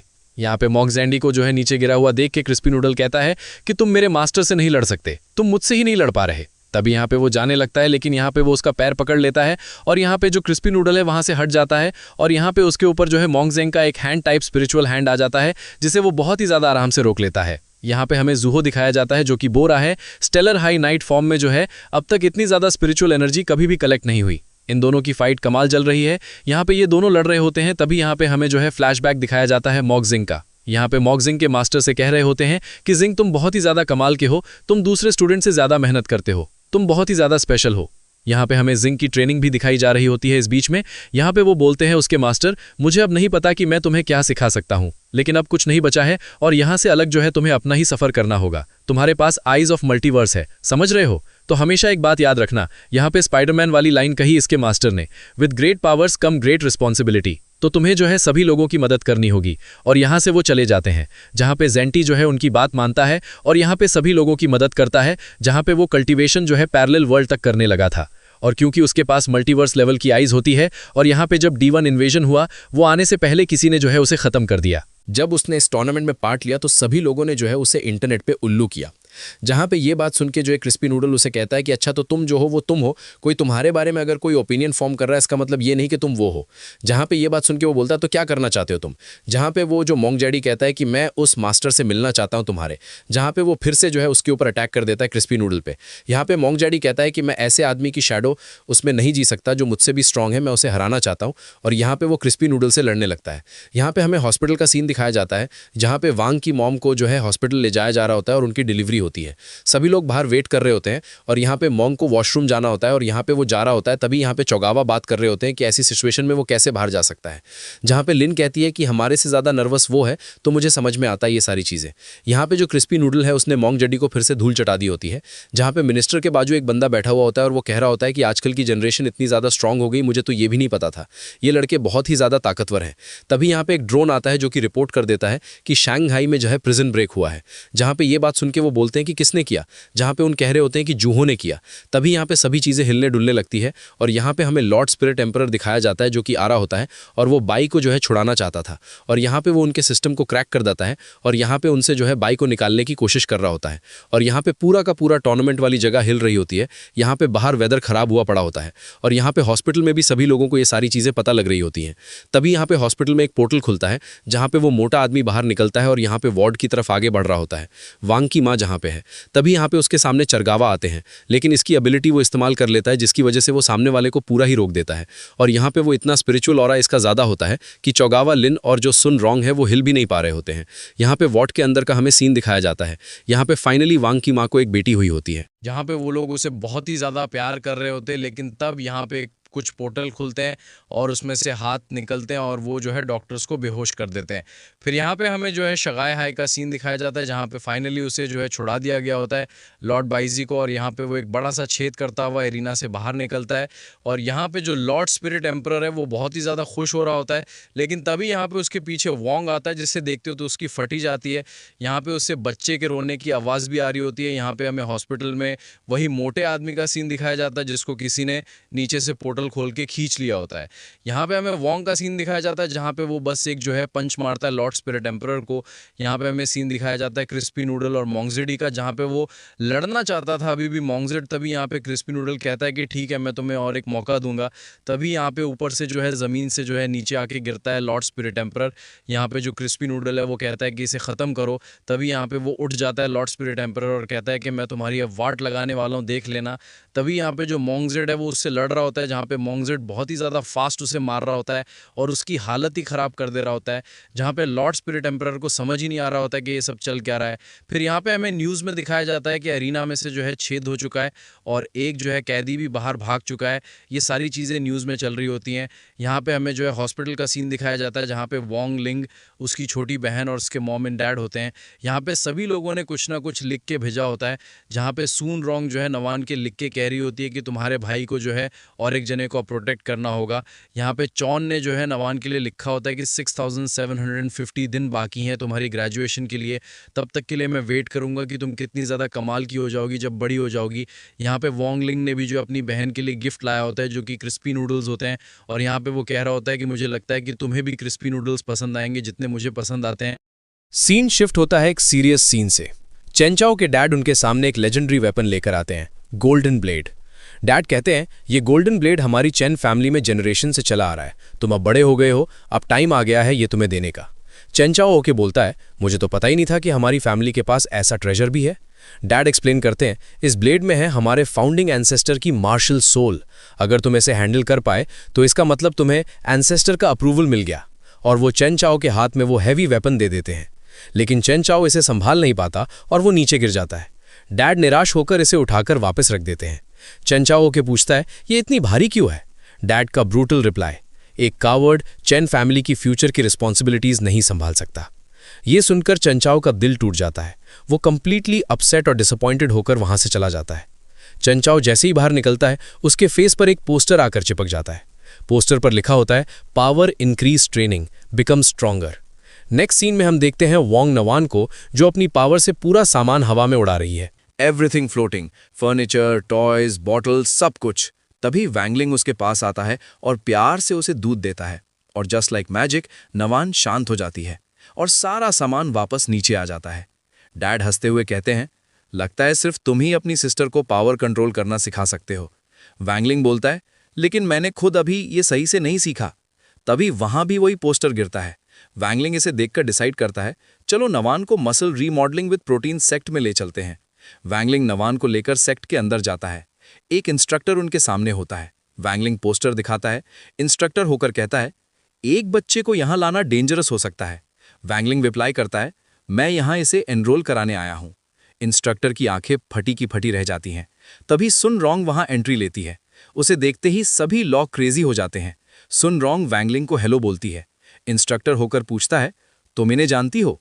सुन रोंग एक्सप्लेन करती है रूल्स के according black gold VIP members 2 members ला सकते हैं फ्री में। इंस्ट्रक्टर तुरंत एटीट्यूड चेंज करता है, हाँ क्यों नहीं, आ जाओ। सुन रोंग बताती है यहाँ के इक्विपमेंट्स शंघाई में सबसे बेस्ट है ट्रेनिंग के लिए। तभी चचाऊ की आवाज आती है। वो एक बंदे के पीछे भाग रहा होता है जिसका नाम है कांगलांग। चचाऊ कहता है मुझे पर्सनल ट्रेनिंग दे दो जिससे मैं भी स्ट्रांग बन सकूं, आप मेरे आइडल हैं। लेकिन फिर बोल देता है वैसे जिंगडांग ने आपको एक ही मूव में हरा दिया था, लेकिन फिर भी आप बेस्ट हो। कांगलांग का मूड खराब हो जाता है। कांगलांग कहता है मुझसे पर्सनल ट्रेनिंग लेनी है तो तुम्हें ब्लैक गोल्ड कार्ड लेना होगा जिसकी एनुअल फीस है 1 मिलियन स्पिरिचुअल स्टोन्स। चेंचाओ रह जाता है। सुन रोंग तुरंत हेल्प करती है, ये मेरा दोस्त है, क्या इसे एक चांस नहीं दे सकते? कांगलांग थोड़ा सोचता है और कहता है ठीक है, अगर तुम 3 ट्रायल्स पास कर लोगे तो मैं तुम्हें ट्रेनिंग दूंगा। चचाओ कहता है डन। कांगलांग मन में थिंक कर रहा होता है ये बस फाउंडेशन एस्टैब्लिशमेंट का एक डींगे मारने वाला बच्चा है बिना पैसों के, और ये ट्रायल्स पास करना चाहता है। मुझे पब्लिक में ह्यूमिलिएट करने की हिम्मत कैसे हुई? अब मैं दिखाता हूं कैसे तुम्हारी रेपुटेशन तुम्हारे दोस्तों के सामने जाती है। कांगलांग पहले खुद डेमोन्स्ट्रेट करता है। वो पंचिंग बैग पर एक पंच मारता है और उसे फाड़ देता है। फिर चेंचाओ से कहता है, अगर तुमने इसे हिला दिया तो फर्स्ट ट्रायल में पास हो जाओगे। चेंचाओ आगे बढ़ता है, लेकिन कांगलांग का सीक्रेट प्लान मन में सोचता है। ये bag ancient dark iron sand से भरा है। कोई भी नेसेंट सोल स्टेट से नीचे का बंदा इसे मूव नहीं कर सकता। चेंचाओ पूरी ताकत लगाकर पंच मारता है और उसकी हड्डियां चटक जाती हैं। आह! चेंचाओ दर्द में चिल्लाने लगता है। सभी लोग उस पर हंसने लगते हैं। कांगलांग कहता है, चलो अगले टेस्ट की तरफ चलते हैं। तभी नवान उस हैवी बैग पर एक छोटा सा पंच मार देती है। बूम! वो बैग सीधे दीवार तोड़कर बाहर निकल जाता है।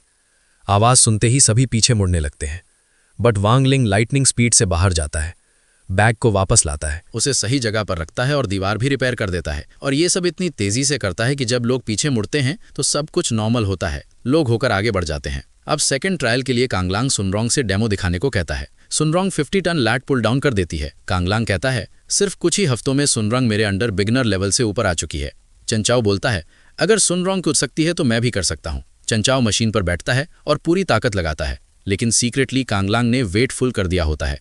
चेंचाओ जोर लगाता है और लगाता ही जाता है। वेट तो हिलका नहीं, लेकिन वो खुद उड़कर दूर जाकर गिरता है। चेंचाओ उठता नहीं है। इंस्ट्रक्टर मैन उसे माउथ टू माउथ देने लगता है। चेंचाओ की आंखें खुल जाती हैं और वो मीनवाइल पीछे नवान उस मशीन को फुल वेट के साथ खींच लेती है।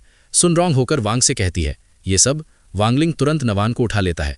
जैसे ही वेट नीचे जाता है पूरी जमीन हिलने लगती है। कांगलांग होकर पूछता है, क्या हुआ? अर्थक्वेक।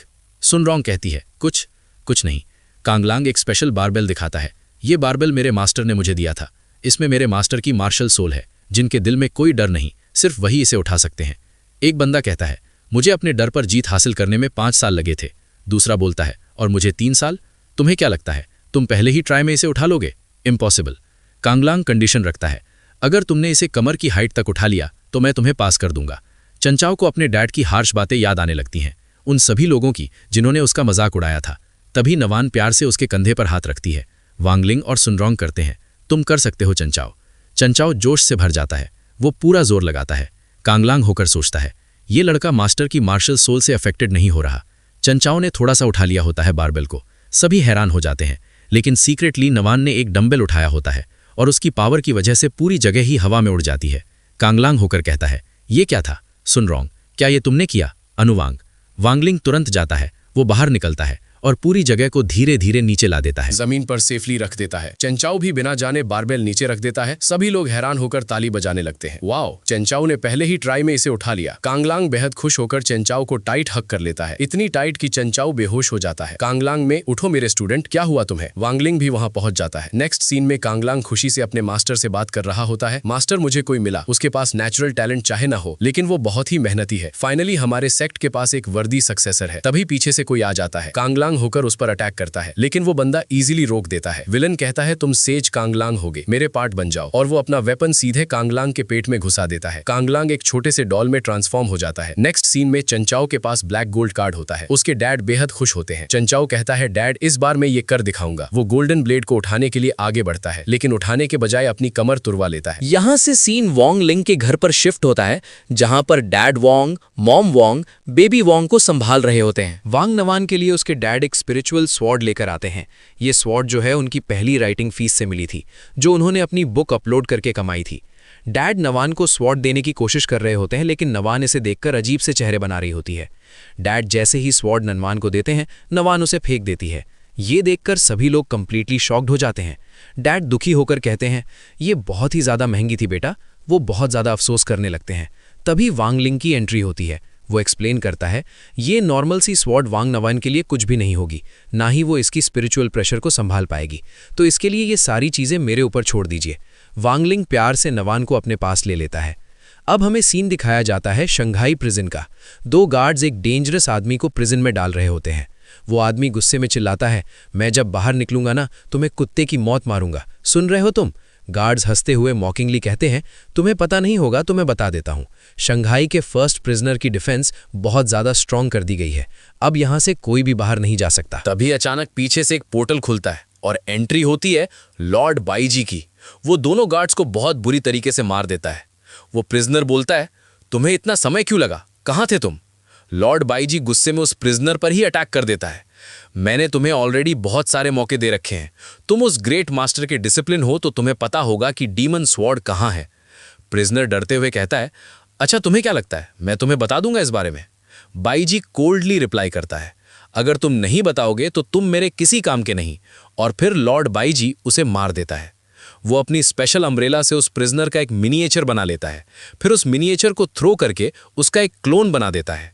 क्लोन से बाईजी पूछता है, चलो अब मुझे रास्ता बताओ। अब हमें वैंग का सीन दिखाया जाता है। वो एक फीमेल स्मिथ के पास आया होता है जो वैंग नवांग के लिए स्वॉर्ड बनाएगी।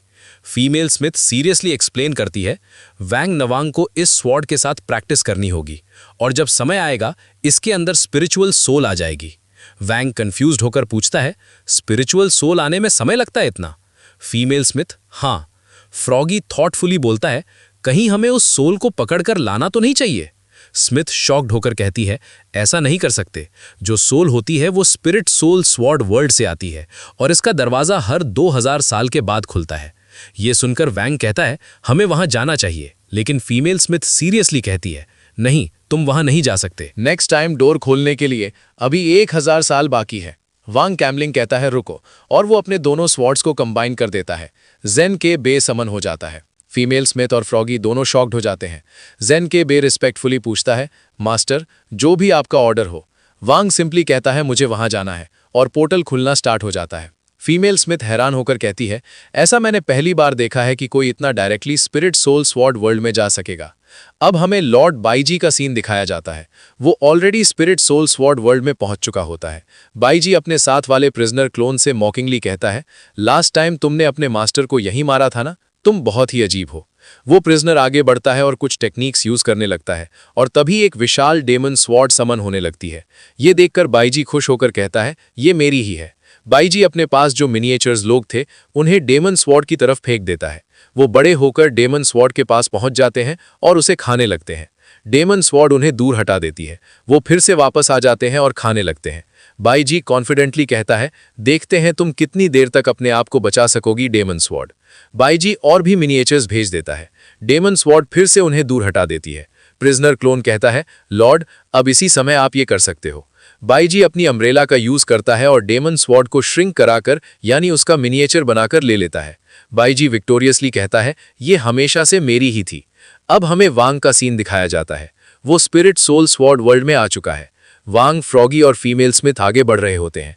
फीमेल स्मिथ कंसर्न होकर कहती है, लास्ट टाइम जब मैंने इसे देखा था यहाँ ढेर सारी छोटी छोटी स्पिरिट स्वॉर्ड्स थीं, लेकिन अब नहीं दिख रही। कुछ तो गड़बड़ है यहाँ। वो आगे बढ़ रहे होते हैं तभी अचानक उनके ऊपर एक विशाल फायर बॉल आ रहा होता है। वांग आगे बढ़ता है डिफेंड करने के लिए, लेकिन जेन के बे उसे रोकता है। मुझे संभालने दीजिए मास्टर। वो जाकर उस फायर बॉल को पुश कर देता है। फायर बॉल वापस चला जाता है और उनके सामने एक विशाल ड्रैगन अपीयर होता है। वांग तुरंत जेन के बे का हाथ पकड़ता है, उसे गोल घुमाता है और ड्रैगन की तरफ फेंक देता है। जेन के बे ड्रैगन को इतनी जोर से हेडबट मारता है कि उसका एक हॉर्न नीचे टूट जाता है। फीमेल स्मिथ कंप्लीटली शॉक्ड हो जाती है। ये देखकर फ्रॉगी उससे पूछता है, तुम हैरान नहीं हो ये सब देखकर? फीमेल स्मिथ, ये तो अब डेली का हो चुका है मेरे लिए, मुझे कुछ खास फर्क नहीं पड़ता। वो हॉर्न नीचे पड़ा हुआ होता है और तभी छोटी छोटी स्पिरिट सोल्स बाहर निकलने लगती हैं। वो सब फीमेल स्मिथ के पास आ जाती हैं, बहुत ही क्यूट और एडोरेबल। अब हमें वांग के घर का सीन दिखाया जाता है। नानवान गार्डन में बैठी भी होती है, उसकी मॉम भी साथ में। नानवान एक बटरफ्लाई को शूट करने की कोशिश कर रही होती है, लेकिन वो एक ग्रास पर लग जाता है जो हिलने लगता है। वापस स्पिरिट सोल स्वॉर्ड वर्ल्ड में वो छोटी छोटी सोल्स उस बड़े ड्रैगन से डर रही होती हैं, इसीलिए वो छुपी हुई होती हैं। फीमेल स्मिथ बताती है, ये जो छोटी छोटी स्वॉर्ड्स की सोल्स है ना, ये एक प्लैनेट तक बना सकती हैं। ये बहुत ही ज्यादा पावरफुल हैं। वांग सोच रहा होता है, अब इनका क्या करें? वो इनमें से एक अपनी सिस्टर के लिए चूज करना चाहता था। तभी बादल गरजने लगते हैं और वो ड्रैगन फिर से आ जाता है।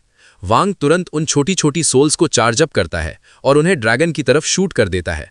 हमें एक छोटी सी स्वॉर्ड सोल दिखाई जाती है जो अपने को स्ट्रेच करके ड्रैगन पर शूट कर देती है। ड्रैगन की बहुत बुरी हालत हो जाती है। फीमेल स्मिथ एकदम शॉक्ड रह जाती है।